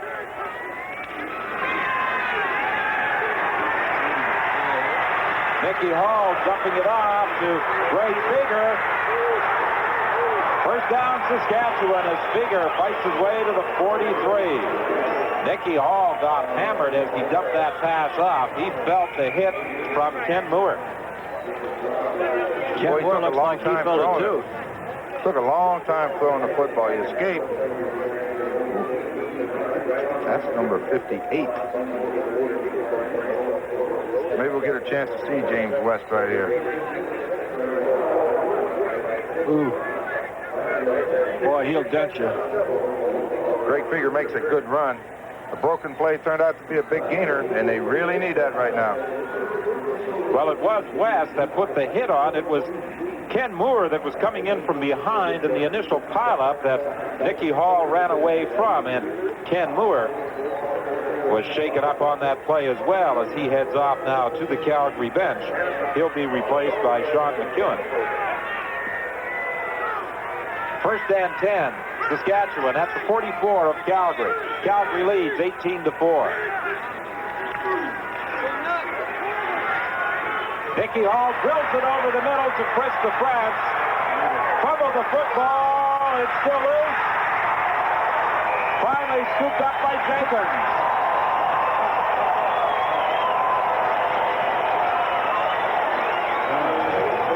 Well, it was a tough luck for the Saskatchewan Roughriders because they finally have started to move the football. I'll tell you what, it's just a sprint one way and a throwback, and Chris DeFrance is coming down into the middle, makes the catch. Daryl Moore misses him. Let's see what happens here. Well, he took quite a jolt right there. Looks like Hall got the football. See who hit him. Mel Jenkins put a pretty good hit on him. Now Lewis Walker finds a hole, and he'll have a first down out to the 34-yard line. The way that guy's playing, he's got to deserve some consideration, too, when we start thinking about the offensive player of the game. Boys, sure do a good job of blocking by that right side of the Calgary line. Inglis and Lubick over there do a good job. Get that back into the secondary, and he'll do the rest. Well, Walker has carried 12 times now for 80 yards. He's also been a favorite target of Greg Vavra when he's been throwing the football. Pass complete to Tommy Scott. No, they rule no catch.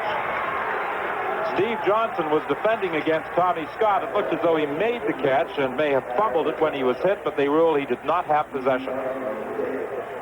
That's good coverage by Steve Johnson. Tommy Scott tried to work back to the open area again, and the ball was thrown, and Johnson, I know he'll hit you, and he hit him pretty good.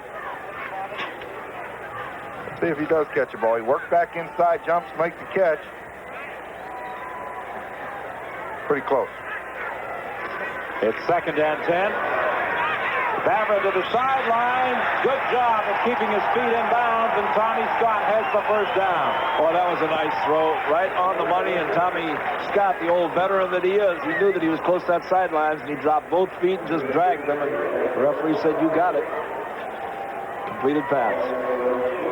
An offensive line for Calgary that never gets much credit when talking about those names. People like Willie Thomas and Rob Lubig, Kevin Molly, Kersinger was in there, and Jeff Inglis. They're doing a real good job. Throwing deep. Nate the 31. What happened there, Don, is the Saskatchewan Roughriders went into a zone underneath, and with two men playing deep, they've got to cover that whole field. And if that quarterback will lay that ball out there, there was a dead spot in the zone, and he found it.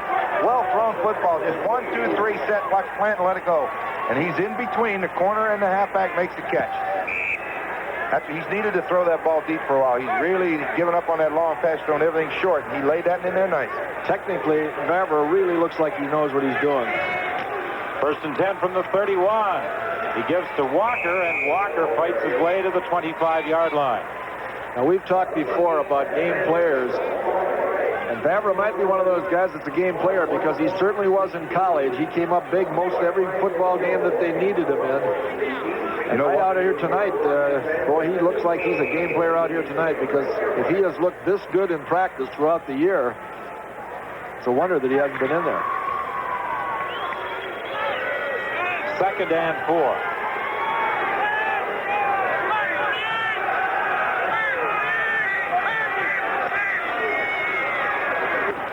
Pass complete. This will go for a touchdown. Levenseller. Well, I know Coach Prado wanted to get those inside receivers back into the ball game, and tonight Scott Levenseller, both of them, made some big catches for them. None bigger than this, Leo. Wow, just a big play. Look at him come out there, boy. Good eyes, good trajectory on the ball, right on the money. Levenseller does the rest. That's his 2nd touchdown. A 25-yard touchdown for Mike Levenseller. 7 receptions tonight, and Craig Vavra, 17 completions in 30 attempts. Levenseller, Vavra, and Walker candidates for our Carling O'Keefe Offensive Game Star Award. The point after by J.T. Hay. There was a penalty flag on the play, but it looks as though the convert will hold. We'll be back with the Calgary kickoff after this. Well, there was a rough play assessment against the Calgary Stampeders on that conversion by J.T. Hay of the Mike Levenseller touchdown, but the Calgary Stampeders moved 88 yards very quickly. Craig Vavra required just 6 plays to move the team down the field. You're going to see the ball get put down right here. And watch those strings being turned away from the kicker. Good job. That's a real good job by Levenseller there of putting the ball down, making the adjustment. And the kick is going to be good 9 times out of 10 when all that's done right. I think the most important thing is getting that hand out of the road. If you don't, it hurts, I'll tell you. When you held, did you ever get kicked? Oh, sure. What happens when you don't get the head out of the way? That's how Stubby Dalton got his name.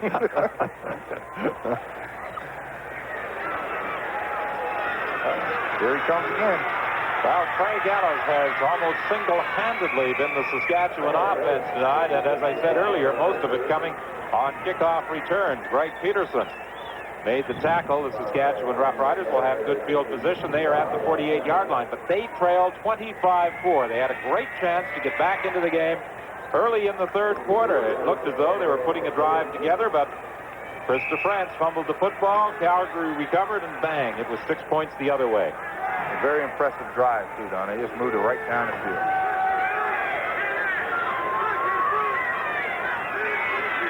It's still Nicky Hall at quarterback. Swinging it out to Greg Figure. There's a penalty on the play. I think holding will be assessed against Jerry Hornet.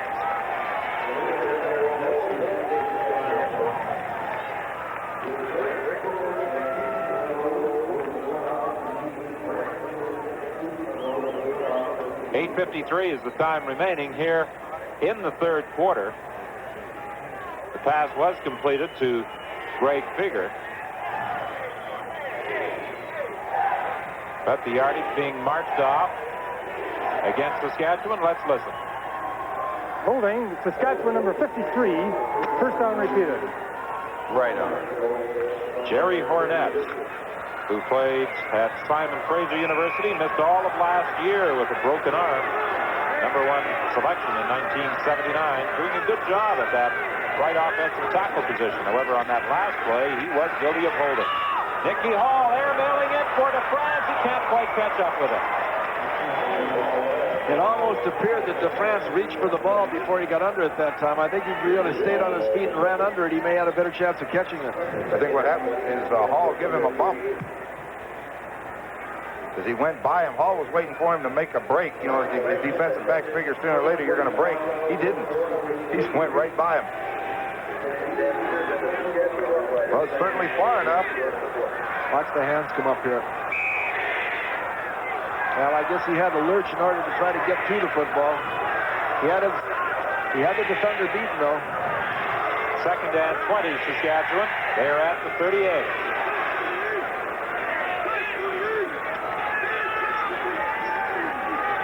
Mickey Hall got away from the initial charge of Ballard. He'll run the football, being chased by West, gets away from him, and finally Bernie Morrison tracks him down, throwing the Saskatchewan quarterback out of bounds.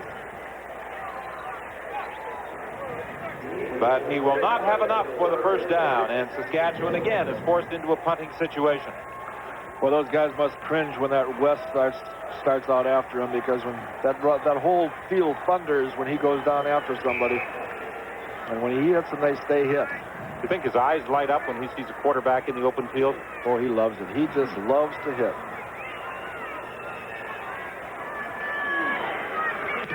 And you can't take a guy like that off your team and expect to be as good. They've been without him now for a while. Jenkins had to go back to his own 3-yard line. He fumbled the ball, but a good return. He got it back to the 32-yard line, a return of 30 after a 55-yard punt by Paul Hickey. So we have 7:47 remaining in the third quarter, and it will be 1st and 10 Calgary from the 32 when we return. Well, the lights of the city of Calgary shine in the distance as the floodlights of McMahon Stadium beam down on the Stampeders and the Saskatchewan Roughriders, with the home squad in front by a 25-4 margin. The give is to Walker. There's a penalty flag on the play. It will probably be holding against the Calgary Stampeders. Oh! Cannot throw the football at people. Roberts and Molly, it appeared, were exchanging words and a few other things. Lewis Walker threw the football at him, and that's going to cost him.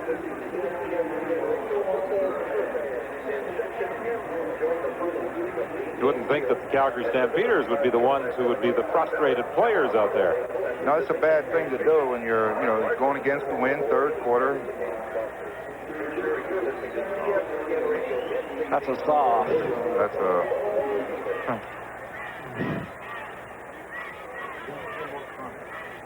Objectionable conduct against both teams.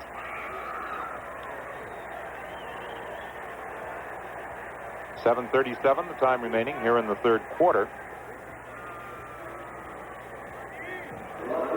Things don't get any easier for the Saskatchewan Roughriders. They have back-to-back games against the Winnipeg Blue Bombers, and the Bombers right now, I think, the hottest team in the Canadian Football League. Yep. Holding Calgary number 68. Well, the initial call of holding went against Kevin Molly of the Calgary Stampeders, and then the objectionable conduct calls offset each other.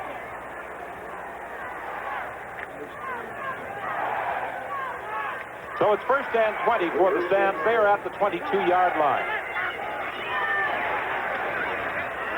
Favre throwing deep down the sidelines, and he overthrew Dave Rutherford. Tried to throw that same pass that he hit Nate Johnson on to the right side, come right back to the wide. This is the left side of the field, and tried to drop it into Rutherford. Just a little far. You got to throw that ball on the line. Interesting story regarding Nate Johnson. They weren't going to put him in the lineup for tonight's football game. He pleaded with Coach Steve Barato for the opportunity to play and came up with one big reception, but I think his days in a Calgary uniform might be numbered unless he begins producing. Pass almost picked off. It was intended for Tommy Scott, and Fran McDermott did a good job of covering. Well, what happens? They don't have a man in the flat underneath. And therefore, those linebackers can just keep right on dropping, and Fran McDermott got way back and got underneath it. That ball was almost in the hands of Tommy Scott when McDermott got back there to knock it away. Talking about the Winnipeg team a moment ago about how strong they are and how they're looked right now to be the team with the momentum in the league. And in retrospect, you've got to think back and think that they've beaten the best. They've beaten the BC Lions. They've beaten the Toronto Argonauts.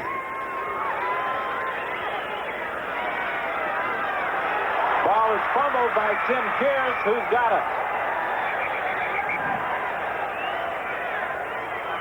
It will be Saskatchewan ball.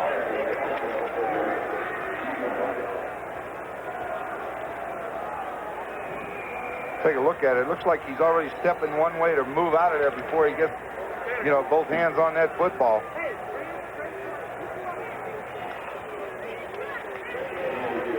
Could have almost been a no yards call against the Calgary Stampeders on that play. Peter Oshenko appeared to be encroaching upon that 5-yard area, but there is an injured member of the Calgary Stampeders. Well, next weekend on CBC television, 2 games. On Saturday, the Stampeders take on the Lions under the dome at BC Place, and on Sunday, the Saskatchewan Roughriders travel to Winnipeg to take on the Blue Bombers. Both these teams tonight, Don, have real tough opponents next week. The Lions in the Dome are awful tough, and the Bombers seem to be tough anywhere they play. Well, the Lions, since they moved into the Dome, have lost only 2 ball games, both to the Toronto Argonauts. One during regular season play, and the other last year's Grey Cup game. The other one, the big one. So it is first and 10. The ball is at the 47-yard line. 6:26, the time remaining. The Saskatchewan Roughriders are in some difficulty, but if they could strike quickly here, they could get themselves back into the football game. Richie Hall was defending against Chris DeFrance on the sidelines. It will be 2nd and 10. Well, Richie Hall read that like the book. DeFrance drove him off and broke to the outside, and Hall stepped right underneath it.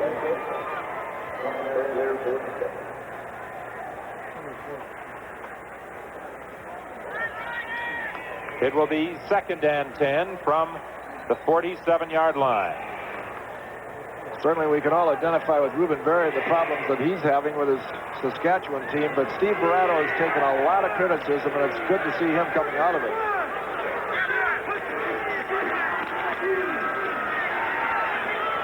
There it is to Ray Elgard, first down at the 44. Hall drilled that one over the middle. He's throwing the ball a little better this third quarter. He's set up well.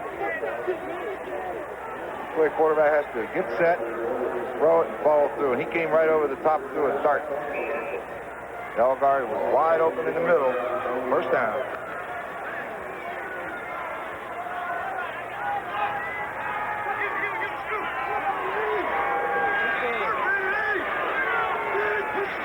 First and 10, Saskatchewan. Hall to the sidelines, incomplete. Vic Wallace, the intended receiver.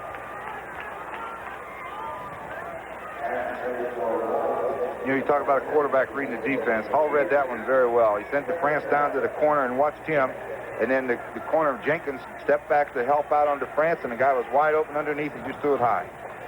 You get the impression by watching the Saskatchewan team that they have to be a big play team in order to score. They got to score from the way out because they just don't show the consistency to hang in there and take the ball and move it right down the field.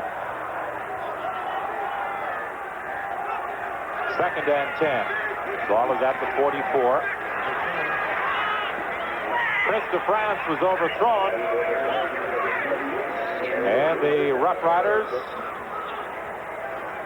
are facing another 3rd down play. And Ruben Berry standing with Dave Ridgway. Is he going to kick the single or try for 3? There's an injured Saskatchewan player as well. It is Craig Ellis, I believe, and if he is out of there, that would be quite a blow to the green and white. This program is copyrighted and strictly for the private use of our audience. Any reproduction, retransmission, or exhibition in whole or in part without the express written consent of the Canadian Broadcasting Corporation is strictly prohibited. All right. Tell you what, Leo, you're getting good at that. I didn't even read that. I memorized it. I know that. Well, Craig Ellis was the leading rusher for the Saskatchewan Roughriders. And he was also their leading pass receiver. So you get an indication from those stats just how valuable Craig Ellis is to the Saskatchewan team. But now it's third down, and they're going for it. I can't believe this. 3rd and 10, and they're going for it from just inside the 45.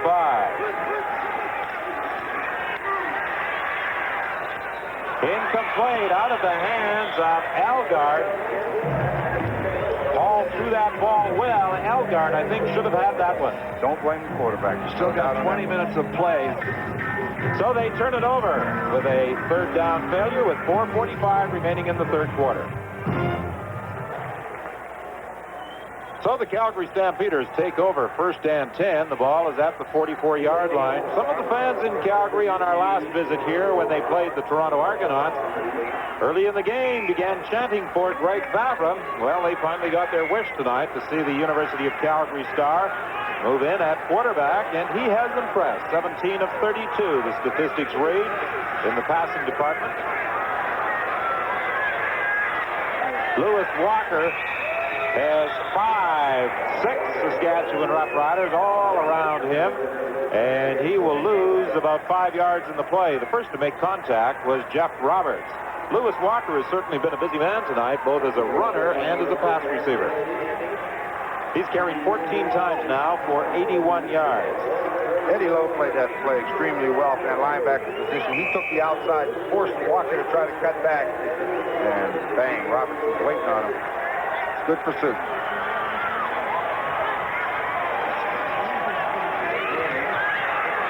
On 2nd down, the pass is picked off.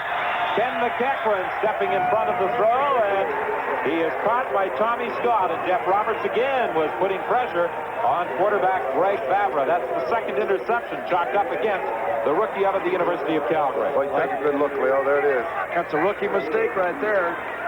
That's another one of those long passes out into the flat. And when you're under duress, somebody is breathing down your throat, you can't really get set. You can't put enough on it. Just lucky that didn't go for a touchdown. Keckren played that. He's a veteran. He stepped right in front of Scott, battled for that position, and caught the football. Well, now the Saskatchewan Roughriders have it 1st and 10 at the 43. They've improved their position a yard from the spot where they gave it up.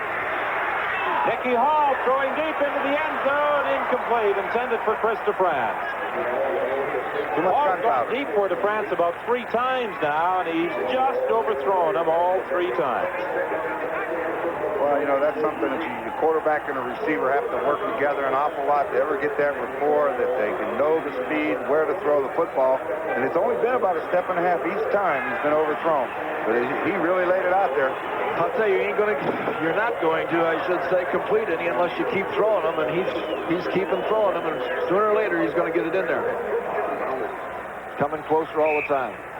Chris DeFrance signed as a free agent in 1981, goes to the bench as Stu Fraser comes in for Saskatchewan. Fraser out of the University of New Brunswick just recently signed a long-term contract with Saskatchewan.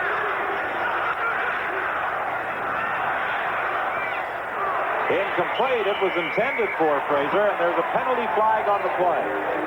That's a pretty good call. He came from the backside. Anytime you come from the back to the back of a receiver, you're going to get called. There's the indicator from referee Bud Ulrich. I believe it was against Richie Hall. Let's listen. Legal interference. Calgary number 27. 1st down. And Richie Hall is also the player down on his knees. Richie Hall isn't a big athlete, 5'6", 160 pounds, out of Colorado State. But he's done a very effective job tonight for the Calgary Stampeders at that defensive back position. Well, that's an understatement when you say he's not a big athlete. He's got to stand up 2 bricks to kick a duck in the fanny.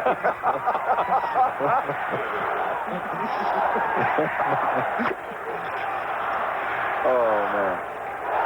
He's played well for him almost every football game. He's an excellent kick returner. That was supposed to be his strength, but he's a pretty good defensive back. He can play the corner also. So they put Greg Peterson in the lineup. They moved Larry Hogue to the other side.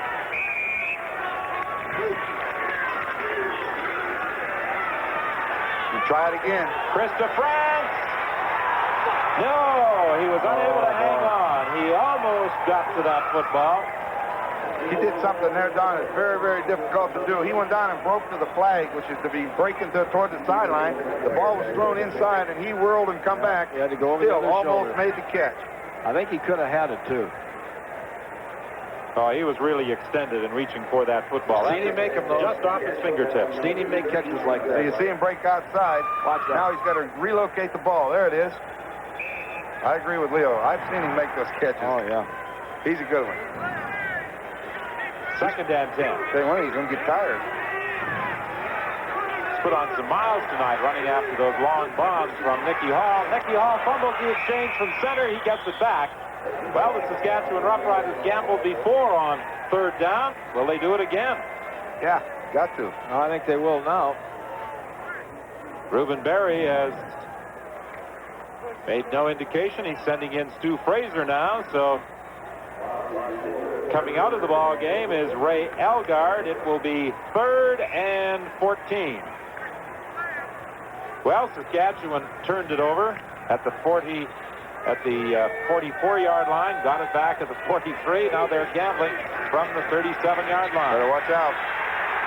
Nicky Hall just threw it away. He was in the grasp of Randy Troutman. Boy, James West came on a blitz, and you could see a couple red jerseys going to surround Nicky Hall. Maybe West just doesn't play with enough intensity, you know. He just doesn't look like he enjoyed it. Look at number 58 coming. I'll tell you, if he played with any more intensity, they'd have a straitjacket on him. You see, he came free there. You better look out when he's coming. He comes off the field, and if he'll turn around, he smiles. When he smiles, his whole face lights up. They're going to wear a hole in the artificial carpet in the vicinity of that 45-yard line. They've been playing there for almost this entire third quarter.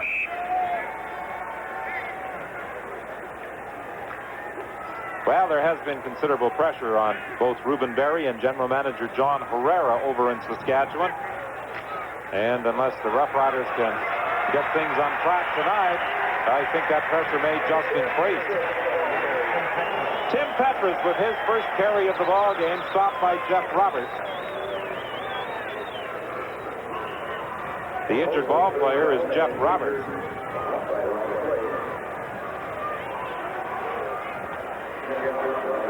I'll tell you, I think Calgary really looks like a crisp football team tonight.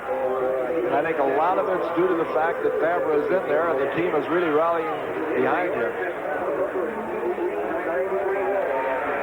Well, Petrus is a teammate of Everest from the University of Calgary last year. 2 local boys. But they look like a different team tonight, Ron. They really look like they've got some spark and some vinegar out there, and that's a lot different than they looked against the Argos here a couple weeks ago. Well, while Jeff Roberts heads off to the sidelines, let's remind you that the Canadian Football League and the Canadian Football Hall of Fame will be featuring a major display of football history during this year's Canadian National Exhibition in Toronto. Sideline pattern, Tommy Scott, very close to the first down, bounced out of bounds by Steve Johnson. Well, I think Mr. Vavra has won himself a starting berth here tonight.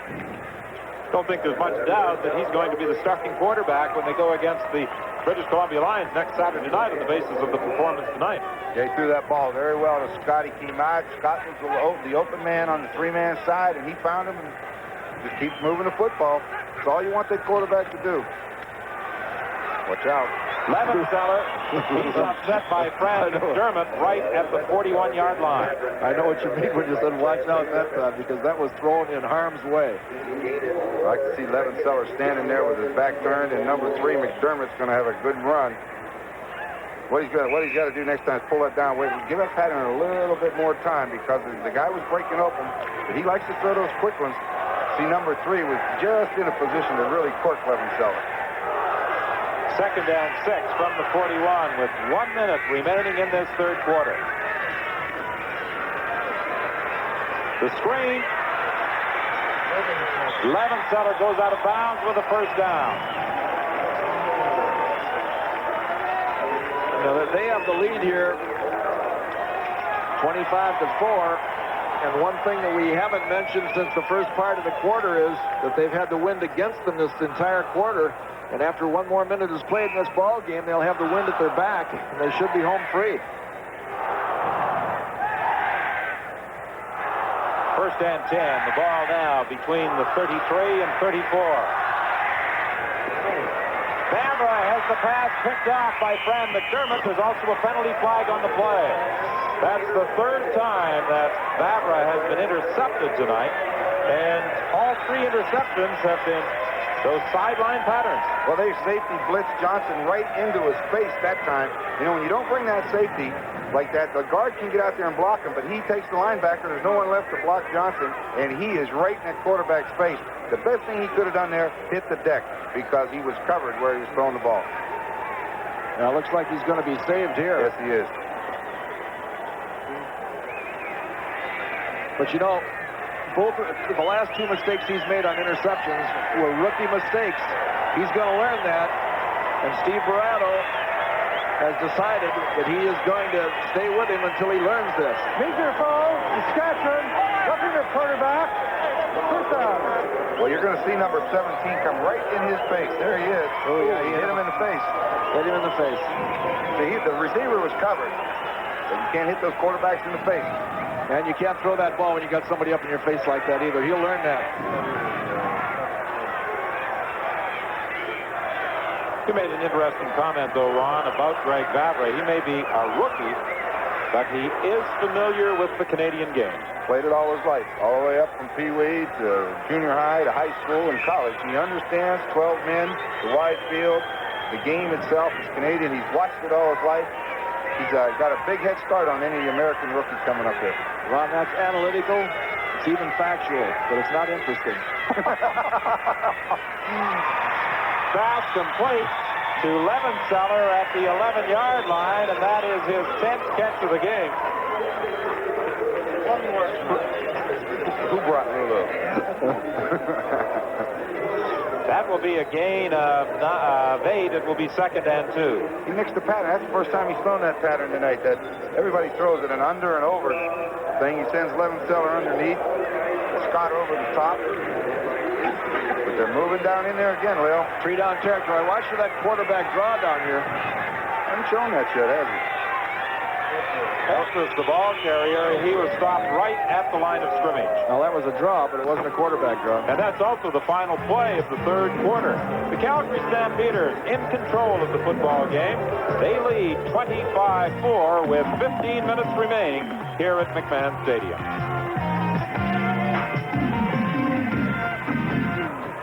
Well, that wind continuing to blow out of the north here at McMahon Stadium.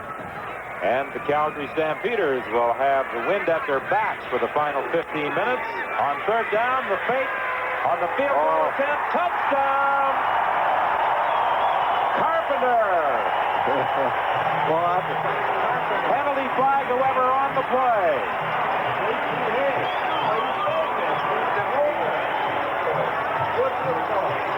Steve Carpenter hauling in the throw. Should be Levenseller, I guess, is the holder, isn't he? Let's see if that's him. But there is a penalty flag. Let's wait and see. Objectionable conduct, apparently, against the Saskatchewan Roughriders. So the touchdown holds. Well, it wasn't too pretty, but it was mighty effective. I've been waiting for somebody to do this all year. He just stood up and just basketballed it out there, end over end, but he was so wide open. You know, somebody's assigned to that guy, Leo. Anytime, if someone covers all over the receiver, they just didn't do it. Just went to sleep. Levenseller throwing to Steve Carpenter. That Levenseller's made quite a contribution tonight. 10 receptions, 2 touchdowns, throwing for a touchdown pass. He has to merit some consideration for our Carling O'Keefe Offensive Game Star Award. Leo, is it your job again tonight to pick the stars? Steve Carpenter from Western Illinois University, Macomb, Illinois. Well, you know that Illinois, don't you? 32-4. The score now in favor of the Calgary Stampeders. They have turned this one into a rout.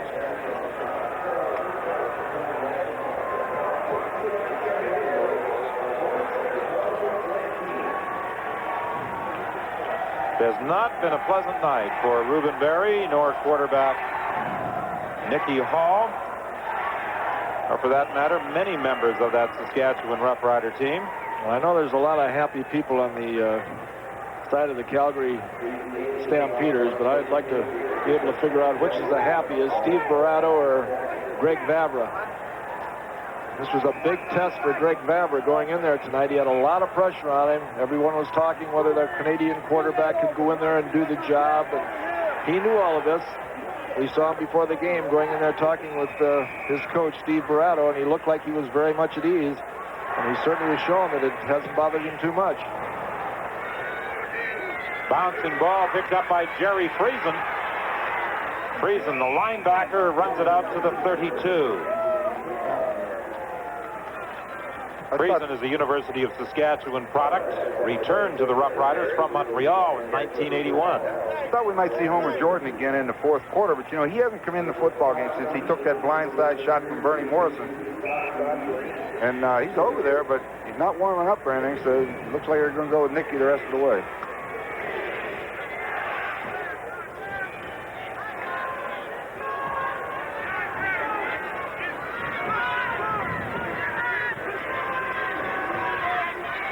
Nicky Hall being chased out of that pocket again. Lyle Wozniacki is after him, and so is Carpenter, and Carpenter got to him. That Carpenter will strike you, too. He sure will, I'll tell you. Steve Carpenter's a good football player. He was a defensive back at Western Illinois and went with the New York Giants, and now he's up here playing like a linebacker that can cover those backs coming out of there, and he'll hit. 2nd and 10. The ball at the 32-yard line. 32-4. The Calgary Stampeders lead. A victory will move them into a tie for 3rd place in the West with the Edmonton Eskimos. The Eskimos losers 44-24 last night to the Montreal Concord. Hall's pass incomplete. It was intended for Chris DeFrance. It will be 3rd and 10 Saskatchewan. A reminder to all Saskatchewan Roughrider fans that the annual dinner takes place in Regina on Friday, September the 28th. Jake Dunlap will be the guest speaker. It's always been a big success, that Roughrider annual dinner, and with Jake Dunlap as the guest speaker, it should be a dandy again this year. The date, Friday, September the 28th. Boy, I tell you, that Jake is about as good an after-dinner speaker as anybody you ever want to hear. They've got a treat out there listening to him. He writes all his own stuff, and for a lawyer, he's about half corked. Uh-oh. There it goes. Picked up by the Saskatchewan Roughriders. Tom Trefo is the man who scooped up that loose ball. Trefo picked up by Saskatchewan just this past week from the Toronto Argonauts for future considerations. So that's where Saskatchewan will scrimmage when we return. You'll see Mel Jenkins there fumble that pocket. You see, as Don referred to, Tom Trefo, a great acquisition from the Toronto Argonauts, started 15 games for them last year as Grey Cup champions. 1st and 10 now, Saskatchewan at the 36 of the Stampeders. Pass is complete to Tim Pierce. There's a penalty flag on the play. That will be close to a Saskatchewan 1st down, but it may be wiped out by a holding call. Boy, that's a shame. I'll tell you, every time Saskatchewan has done a thing tonight, they beat themselves with holding penalties, fumbles, whatever, interceptions. Stampeders came on a blitz that time. They brought those linebackers in there. Somebody must have grabbed them. Holding, Saskatchewan, number 44, 1st down repeated. There's Wild West. Watch him get cut. Watch him get cut good. That's all right. He'll get up. Oh, you bet he'll get up. There he goes. There he goes. Oh, he's looking back there. He's going to swipe at that guy a little bit. Roger Aldag was the man guilty of the holding call, so now it's 1st and 20 for Saskatchewan outside the 45-yard line of Calgary. Draw play with Craig Ellis. Lyle Wozniacki had him by 1 foot, James West by the other. Good thing they didn't say make a wish.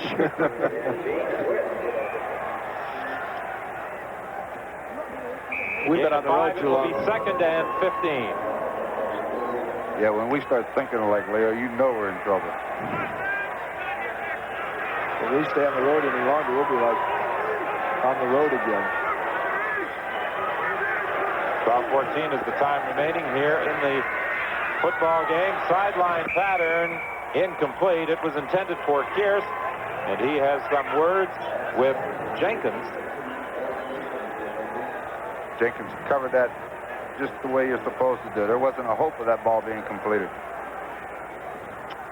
Well, you know, the Saskatchewan Roughriders had an opportunity to get back in the ball game early in the 3rd quarter. But that drive fizzled out when Chris DeFrance fumbled the football. I'll tell you, if they're going to complete this pass for a first down, they've got to get it right on the hash marks and a curl. That's the only spots that I can see that have been open consistently. A 3rd down gamble, 3rd and 15 they got a lot of linebackers back there now, though. Incomplete. I don't know where Nicky Hall was throwing that when it appeared as though Greg Fieger was the intended receiver. But again, on downs, the Saskatchewan Roughriders turn the ball over to the Calgary Stampeders. It will be 1st and 10, Calgary from the 41 when we return. 11:46, the time left in this football game. The Calgary Stampeders all set to move into a tie for 3rd place in the Western Conference with the Edmonton Eskimos. They will have identical records of 3 wins and 4 losses. And the Saskatchewan Roughriders will be 1-5-1 at the conclusion of this game unless there is a 4th quarter miracle. Well, they might get something going if... No. They rule that Jackson scooped that one off the artificial turf. Well, I'll tell you, the official had to have a good eye on that one, didn't he? I thought he caught it, but Jackson sure didn't argue any, did he? No, Let's take a look at it. Well, I'll tell you, I thought he... No, there it is.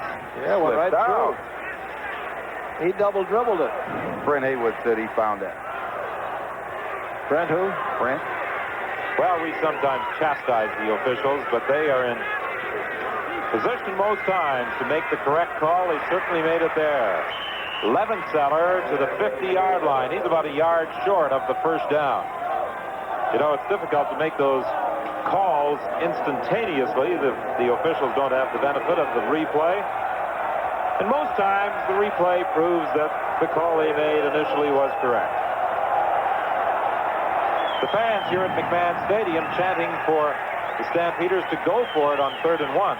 Well, that would be a stupid thing to do with this kind of a lead. A little crossing Especially pattern. with the wind at their back. I mean, all they got to do now is kick the ball and go down and cover it. They're going to get excellent field position here. Not a bad night for Mike Levenseller. 11 receptions for 106 yards, 2 touchdowns, and he's also thrown a touchdown pass.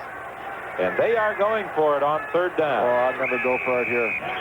Penalty flag. They're going to kick it now. Never in a million years should they have gone for it right there. They're not even at midfield. They've got a 32-4 lead. They've got the wind at their back. All they've got to do is punt that ball, get it down there, cover it, and score again. And they're going for it with over a yard to go. Steve Barato's gainfully employed as a head coach. You're not, are you, Leo? Town foul. No, Calgary number 13. He may not be long, much longer if he comes up with some of those. So now it is a 3rd down punt for Mike McTagg. 32-4 the score in favor of the Calgary Stampeders. I'll tell you what, though, Steve Barato has done a great job with this football team now. He's got a young quarterback in there, and they're playing. Ooh. Fran McDermott trying to get to the outside. He runs out of room as he's forced out of bounds. And again, we have another skirmish taking place involving 3 or 4 members of each team. And I've never understood why football players start swinging away at each other, particularly when you can wreck a hand on those face masks. You know, Don, over the years, there was a few fights in games that I was playing in. I don't want to, by any means, say I was in them. But in 1960, my first year in the league, my wife asked me one time, how come when a fight breaks out, I'm about 40 yards away? I told her that's all the further I can get in that shorter notice. So they tell me I'd be clear downtown. I'm not messing with any of those guys. Somebody told me the only fight you ever lost is when you slipped going around the corner. Well, we're going to have a rough play assessment against both sides, I believe.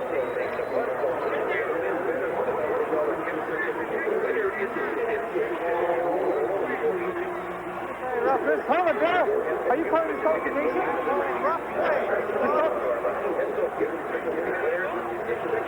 Qualification. Saskatchewan, number 62. Disqualification, Calgary, number 82. So we have two players, Mark Nelson out of the game and Al Johns out of the game. Those were the two that were the main figures in that skirmish taking place over on the far side of the field, and they are both disqualified, and they'll be hearing from the commissioner as a result of that. Doug Mitchell will be sending in some greetings, getting in touch with them. Their pocketbooks will be a little lighter, I'm sure, as the result of this disqualification. Homer Jordan is in at quarterback now with 10:19 remaining. He saw some action in the second quarter, but Nicky Hall has played most of the game at quarterback for the green and white. Trying to fire the screen over the middle to Greg Figure. It's incomplete, and again, Homer Jordan was dumped rather hard onto the artificial turf by Walter Ballard. That Ballard's been all over the field tonight, too. He's put pressure many times. Watch him come in here. He is moving. Just hello, Homer. I haven't seen you for a long while. He didn't help him up. He put him down and said, see you later, Charlie. Ballard's had a pretty good ball game. He has to be a candidate for our Carling O'Keefe Defensive Game Star Award. He's out of the University of Texas in El Paso. Jordan's in trouble again. Oh, he took the shot from Bernie Morrison and number 96, Steve Carpenter.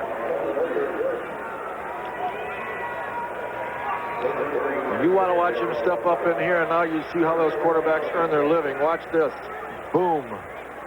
I'll tell you, they both hit him at the same time, and that Carpenter is a lot like West, boy. He will strike you.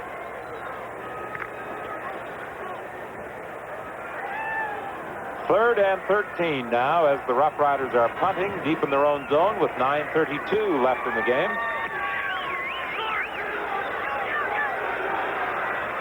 Fumbled again by the Calgary Stampeders, but there's a penalty flag on the play. It could be a no yards call against Saskatchewan. Well, we'll sort it all out for you when we return to McMahon Stadium in Calgary with 9:21 remaining in the ball game. The no yards call moves the ball to the 50-yard line. That's where the Stampeders will scrimmage first and 10. The Stampeders next week take on the British Columbia Lions. That game on Saturday night. You'll see it on CBC television. And the Saskatchewan Roughriders Sunday afternoon. And another game featured on CBC television go against the Blue Bombers at Winnipeg Stadium.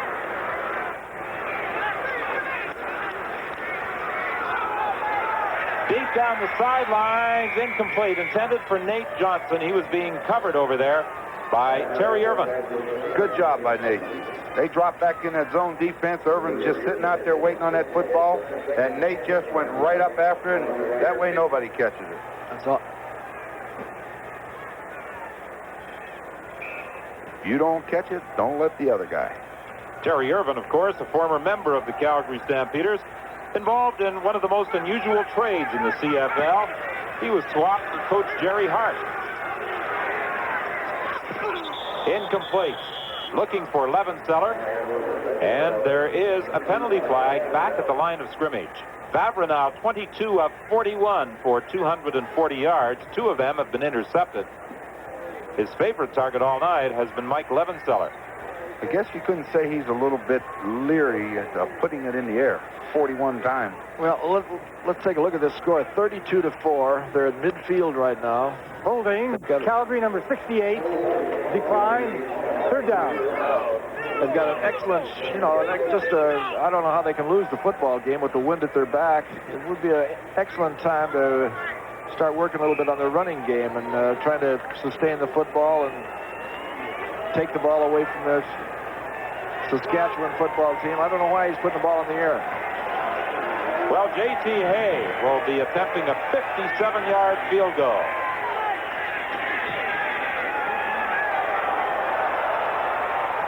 It just went under the crossbar.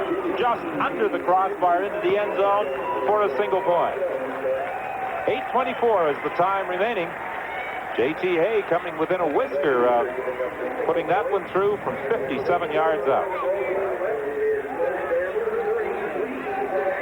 I talked about the games next weekend for these two teams. The Saskatchewan Roughriders get back-to-back games against the Winnipeg Blue Bombers.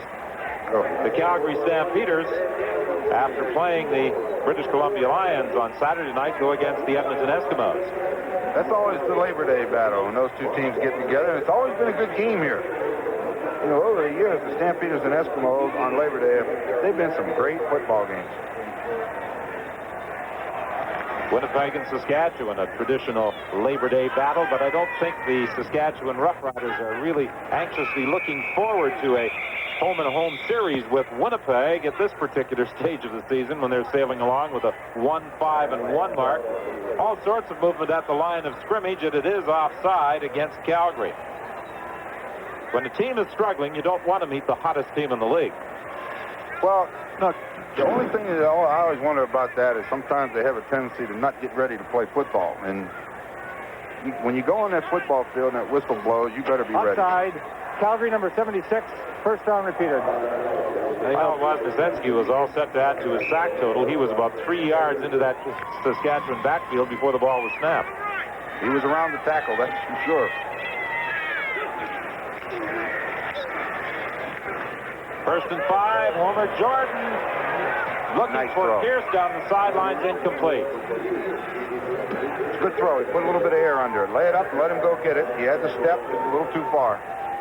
You know, getting back to that game that they've got to play next week against the BC Lions, which will be their most formidable foe, along with the Winnipeg Blue Bombers.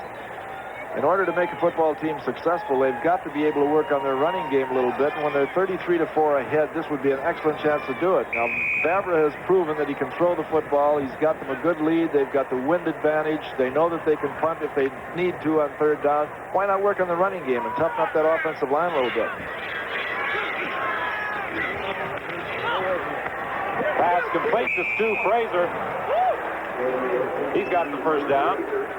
Well, they had the across blitz on. the 35.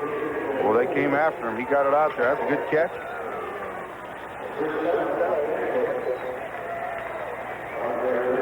Stu makes the catch and looks like one of them over-under shots.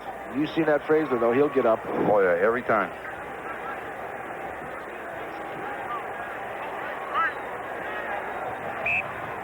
$7:10 now, the time left in the ball game.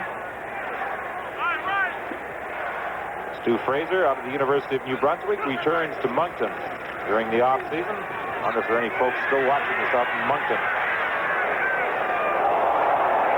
Pass complete, and what a shot Homer Jordan took. Guess who? James Wild West leveled him just as he threw to Chris DeFrance. There's a penalty flag in the play.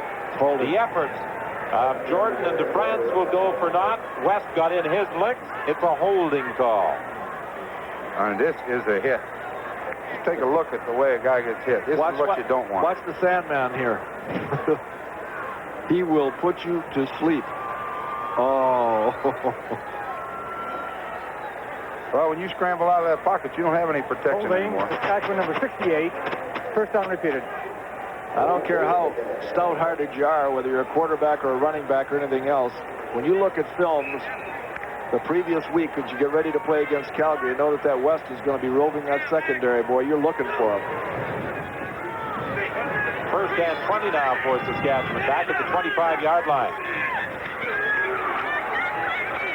Dumping it off to Craig Ellis. He fumbles the football. I think he managed to get it back. It was wrestled away from him by Jenkins, but the play had been whistled down before Jenkins stole it away from Craig Ellis. It's a gain of 17. It will be 2nd and 3. Did you see who was over there in the pursuit pattern? Number 58. When he goes on that field, he is all business. Boy, you got to give him some consideration for the Carling O'Keefe Defensive Player of the Game.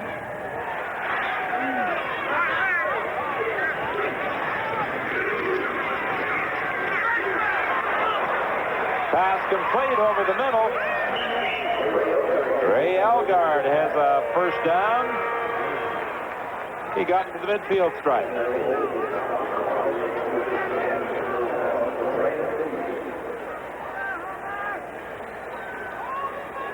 First and 10 from midfield. 5:33 the time left in the game. That was a pickup of 13 on the pass to Ray Elgard.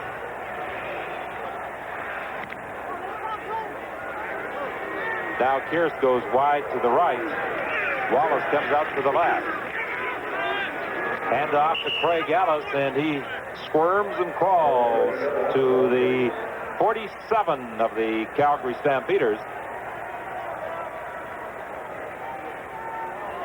Well, they rule that he was downed at the 50-yard line, so it will be, I'll make it the 49-yard line. It will be 2nd and 4. It's been a long night for the Saskatchewan Roughriders. It's been a difficult season so far for head coach Ruben Berry.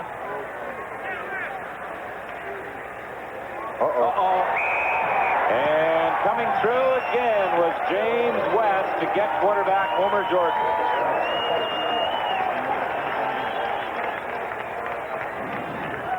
Well, that's just a good individual effort. Of course, when you come free like that, you should make the hit, and he did. He didn't miss.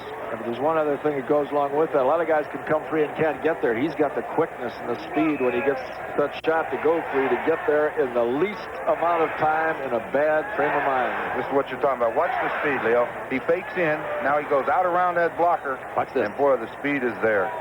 Ooh. Little wonder Steve Baratta was smiling when he said James West was going to be in the lineup tonight after being out for 3 games. Oh, he missed him there, but he was there again.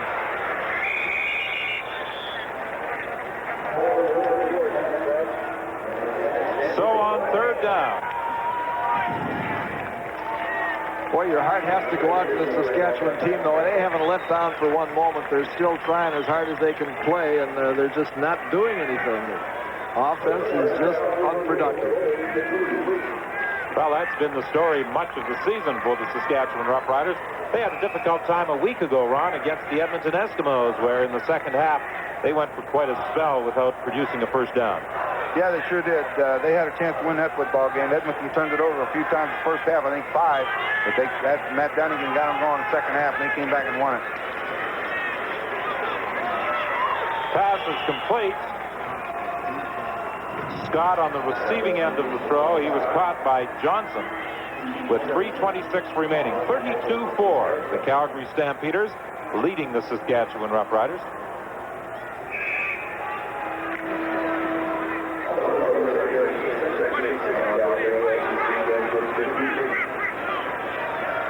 How about that toss, Greg? 2nd and 6. Penalty flag on the play. The pass incomplete. It was intended for Mike Levenseller. Favre not at all reluctant to put it in the air. He's thrown the ball 42 times tonight. He's completed 23. 2:58 time left in the game. Calgary Stampeders just that far away from moving into a tie for 3rd place in the Western Conference. McMahon Stadium in Calgary, the site of this Sunday night encounter with the Stampeders and the Saskatchewan Roughriders going at it. A very important game for both sides, and it's going to be a big win for the Calgary Stampeders, moving them into a 3rd place tie with Edmonton. And that 3rd down punt by Mike McTagg goes out of bounds at the 10-yard line. 2:41, the time left to play. 32-4 Calgary. A 57-yard field goal attempt earlier in this quarter by J.T. Hay. It just went under the crossbar. Apparently it grazed that crossbar. It had gone into the end zone and normally would have been a single point. However, once that ball touches the uprights, it is automatically ruled dead, and that was the case on that field goal attempt by J.T. Hay. Reuben Berry, a former assistant coach with the British Columbia Lions, becoming Saskatchewan head coach in August of last year. As a matter of fact, tomorrow will be an anniversary date for Reuben Berry. It was on August 20th, a year ago, that he was hired by the Saskatchewan Roughriders. Craig Ellis carried the ball out to the 17-yard line. That will be a 2nd and 3 play now upcoming for the green and white. The joy of winning and the agony of defeat. Steve Barato has had his taste of losing this year, and he's certainly favoring this win, but all the winning in the world can't replace a loss, and I know just exactly how Reuben Berry will feel on that long trip back to Regina.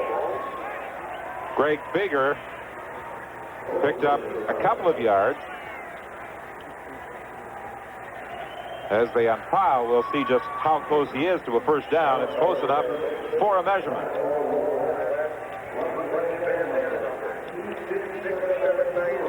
Well, the Roughriders have to head home and regroup in preparation for the Winnipeg Blue Bombers a week today.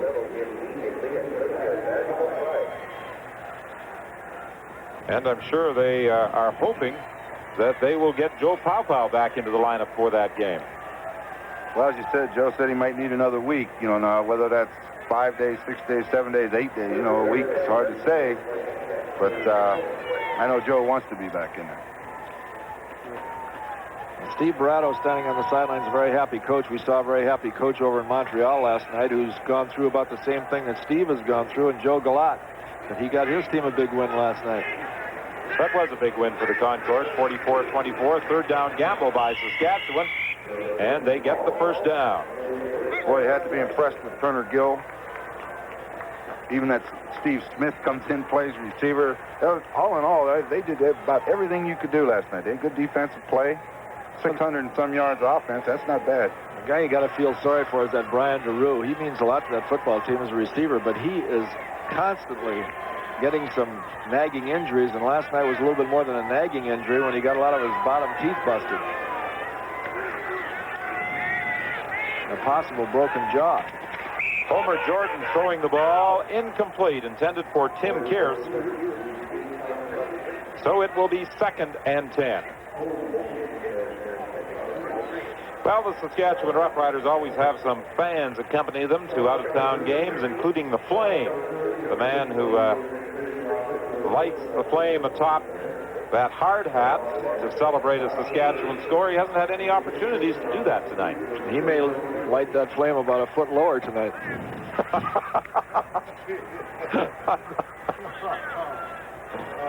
Well, there is that contingent of Saskatchewan fans that provide tremendous support every time the Riders go on the road. And again, Lyle Wozniacki gets through. A quarterback sack for the Woz. Did he perform as Woz-Tusi that time? Woz, the world traveler. I want to see where he's carrying his flag to be the referee.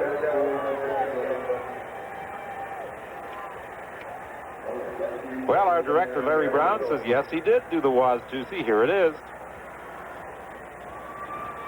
Not quite as demonstrative as he usually is after getting a quarterback, with the scoreboard reading 32-4 and just 1:34 remaining. Perhaps he doesn't feel it's that necessary to get carried away back there. Oh. Not a good snap, or kick, I should say, by Paul Hickey. The ball bounces to Nate Johnson. He tried to get out of bounds, but he was brought down by Ken Rose. For most of the ball game, the Roughriders have been playing an import short with Ken Rose on the bench. He was just recently added to the lineup. He's out of the University of Nevada in Las Vegas.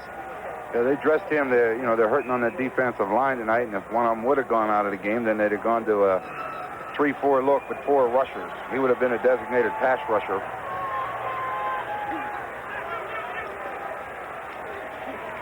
Well, Vavra's still putting it in the air. There was nobody anywhere near that pass.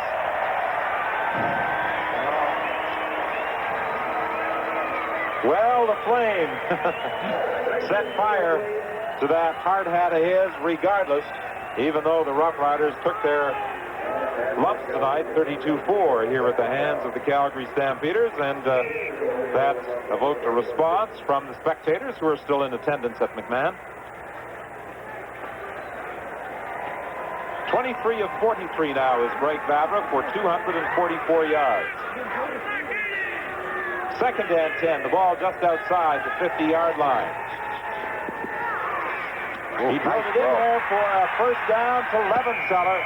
He fights his way to the 27-yard line. Well, that was a nice throw, Leo. It sure was. It looks like he's trying to make up for all the passes he hasn't thrown this year, though. Well, I'll tell you, you get Tommy Scott and Mike Levenseller in there, they'll read that zone defense and hook and find a hole, and he found them. Well, Greg Vavra, 24 completions in 44 attempts, 267 yards, and he is our choice as the Carling O'Keefe Sports Offensive Game Star. Pass to Mike Levenseller again. Levenseller's been a favorite target all night. James West, number 58, returning to the lineup after a 3-game absence. Our choice as the Carling O'Keefe Sports Defensive Game Star. And tonight's Carling O'Keefe Sports Game Stars will receive a solid-state portable television set, compliments of Citizen. You know, you can't say enough about James West. He sets the tempo out there for that defense, and it's very easy to follow a guy like that. And he sets it up, boy, and you got to play with enthusiasm because he does. Second and 6, incomplete. It was intended for Rutherford.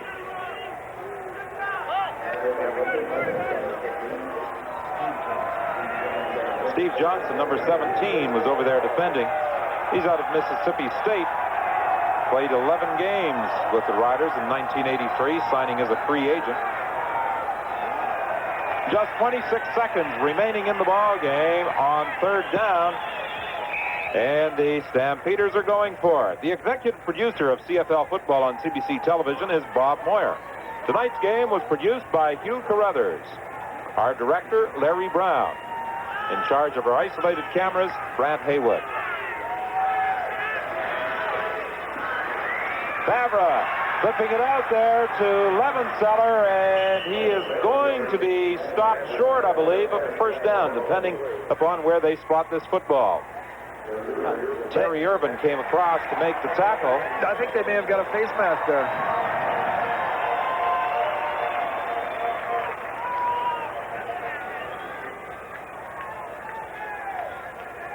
And some of the other people who helped make our presentation of CFL football on CBC television possible.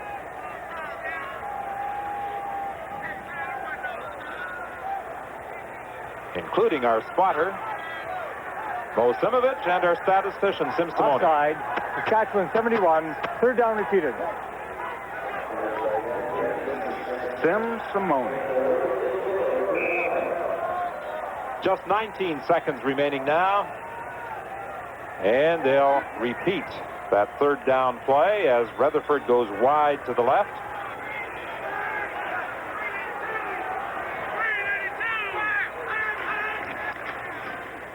The gift to Lewis Walker, he's got the first down, fighting his way very close to the 15-yard line.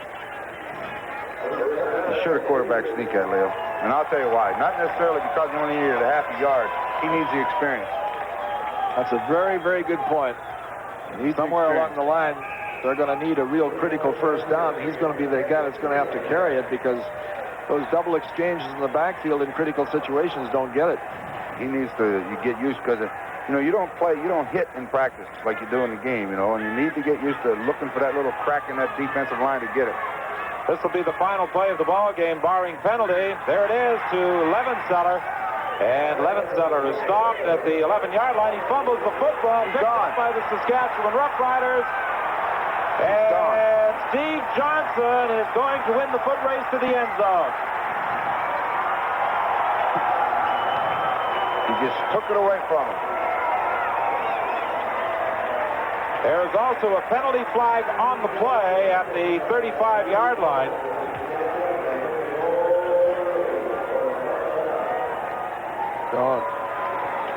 So Steve Johnson goes all the way for the touchdown, but let's wait for this penalty call.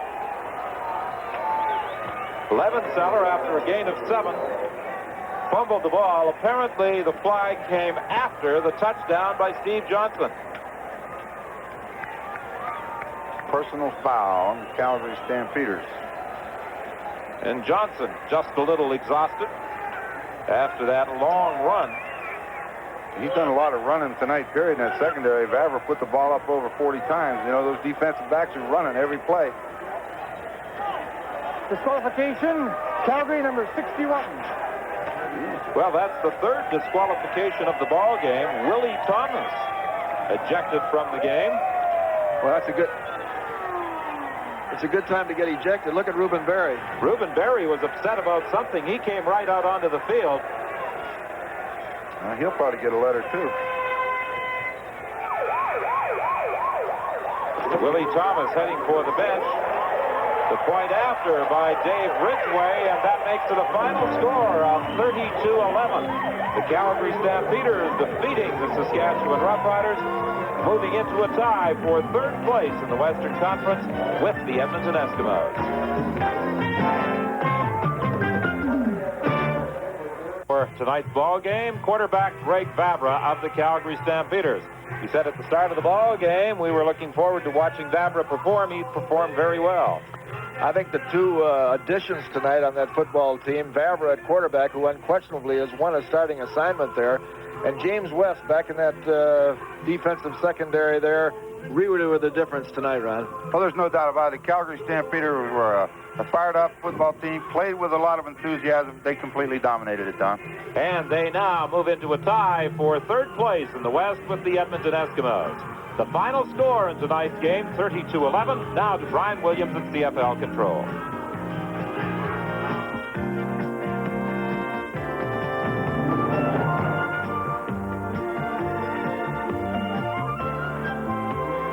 All right, thank you, Don Whitman. Let's right now briefly look ahead to the CFL this week on CBC. Next Saturday night, the Calgary Stampeders go into BC Place in Vancouver.